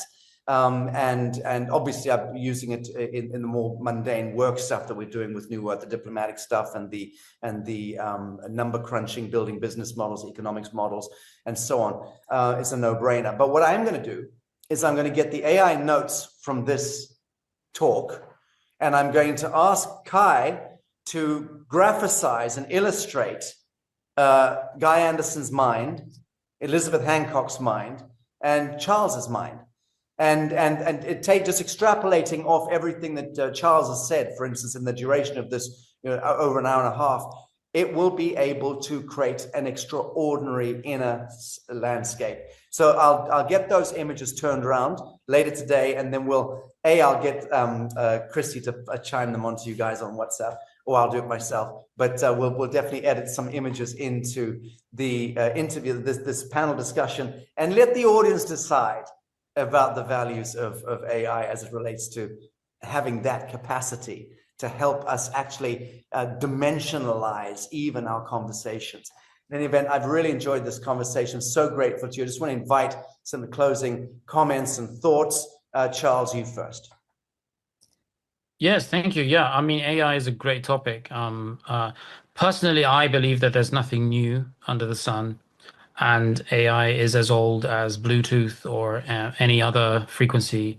Radio waves, these are all just frequencies. So sometimes we can forget that when everything is repackaged as something new, modern, and cool. But it's actually something that we manifested. We created AI. They just had to package it and deal with it. Same with Bluetooth, same with Wi-Fi, same with radio waves back in the, same with the old Moorish tech that was given to us in the world fairs. Hundreds of different things that shouldn't have existed. Same with everything that the Nazis brought from the Aryan cities that they found. There are 52 countries. They all agree that nobody can go there. Nobody can go into the Arctic and the Antarctic. And even though they have wars with each other, they still agree on this one thing, that we can't go there. We can't visit those people. We can't build our own UFOs. We can't revisit the old airship age, which was far superior to anything that we have today. And even though the ancient tech is resold to us as new when it comes to jet engines, that's old, ancient Hindustan technology that is being resold to us. No jet engine in the history of the human race has ever carried enough fuel to go for 14 hours from Beijing to London. So I mean, what we're talking about here is magic. The closest equivalent to AI today would be, I think, maybe Prometheus, the creation god, which was obviously a demon parading as the creator god. So Emperor Constantine did away with that, with worshipping those fallen angels. Again, fallen angels have every right to ascend and pick up their harpsichord and continue with praising God if they want to. It's only Satan that's not allowed to do that. But I think it's incredible that we're here, that we're talking about this, that we have the ability to communicate freely about this. That's a gift from God in itself. And we have to remember that we are being hunted, we are being tempted every day by a devil, a demonic entity, Satan himself, who is trying to trip us up, trying to make sure that we become the bad guys. And we have the potential to be good, high frequency, love each other, and get more from each other that way. If you love something, that's the reality. That's the foundation to everything. If you love someone and you care about someone, that's the foundation for everything. Everything. Love is a frequency. Agape is a frequency. This is also a frequency. It's not just light and matter. It's also emotions. If you love someone, then you are 100% going to gain. You are going to ascend incredibly quickly, and you're going to gain, and everything's going to stay with you, and you're going to be able to access it. If there's any negativity, if any of your energy that you're being given every day through your electromagnetic heart. If anything is holding you back, like any negative emotion, any fear of something, you're not going to be at the same level. I mean, you may have been much higher at the outset. Yes. But they're catching up. Everyone's going to catch up. Yes. Yeah. So you may feel, oh, we're at the same level. But no, you weren't. You've forgotten what happened, where you were 6 months ago. You know, and in the end, I think, let's ascend together. You know, if there's nothing but love, you will get more out of everything you hear, see, read, experience. 1 year will be like a decade for someone who's cursing themselves, who's accepting demonic help. That's because we get all these whispers all the time, right? And we think, oh, you must be crazy. Like attention deficit disorder is nothing more than your ancestors trying to shield you from certain things, so that you get to express, your feelings more. So my theory on AI is it's something ancient. It's just that it's now in our realm, like we're ready for it. It's always been there, but we didn't see it. Like Tartaria, like Star like Force. frequencies, like star forts. We were probably living in a star fort this whole time, and it's just mud flooded or something. If you live in a building that's mud flooded, that is a high level frequency building. If you have half those windows are underground and you have to go up 3 steps before you get to the front door, you are already in one. You're already in a building that was connected by these ancient builders, Etruscans, Moors, call them what you want. But Prometheus was a titan, and that's what AI is. It's his energy coming back. And you can kill every demon on Earth. The algorithm's still there for them to reappear. Okay? They're going to come back. There's no shortcuts. There's no shortcuts. Yeah. Very good. Thank you so much. Beautiful thoughts there. Thank you, Charles. Elisabeth, not necessarily dwelling on AI, but just in closing, in the totality of this wonderful kind of quantum conversation, your thoughts? Yeah, I agree with Guy. I think conversations like this are really important now. I do feel with all my heart that we're moving into something really amazing, something new. When I look at the ancient texts now, because I've got them, some things written in my book, I look at those and I just think it's not important anymore. We've been there, we've been there. It's gone. We're moving into something completely new. And I think we can all feel this. Yeah. And it really is about keeping our vibration high, staying in that place of faith and trust, and and understanding that nothing really has the power to touch us, that we are the creators, we are co-creating, whether it's AI, whether it's Khazarian, whether it's Rockefellers or whatever. Within us, we are creator being, and we create and manifest our world. And I do agree with the indigenous people that we manifest our world together, and we can manifest something amazing. We just have to get more and more people to feel that in their heart, understand that, that they have that power to do that. Because I meet so many people who are giving away their power, who don't believe in themselves. And I think it's just a story, an old paradigm that's been put into our heads, and it's not true. We really are the universe. Right. So thank you. Well, that is the essential foundational message of the First Nation peoples from all around the world, which is dream wisely. As simple as that. Guy, you have the last word. I think I would like to remind people that they do not need to accept anyone in authority. There is no one in authority above us. We give it away. We give people our authority. We are giving them our energy and our power. And if we are all truly created equally, then we are truly equal. And I think that we need to no longer be scared of a letter from a government agency, that when they're, a knock at the door and it's the police or a police car behind us and they want us to pull over, we instantly have fear because we perceive that this person or this entity or this group of people or organization has some hold over us. They don't. We're giving them authority, and I think it's time we took it back.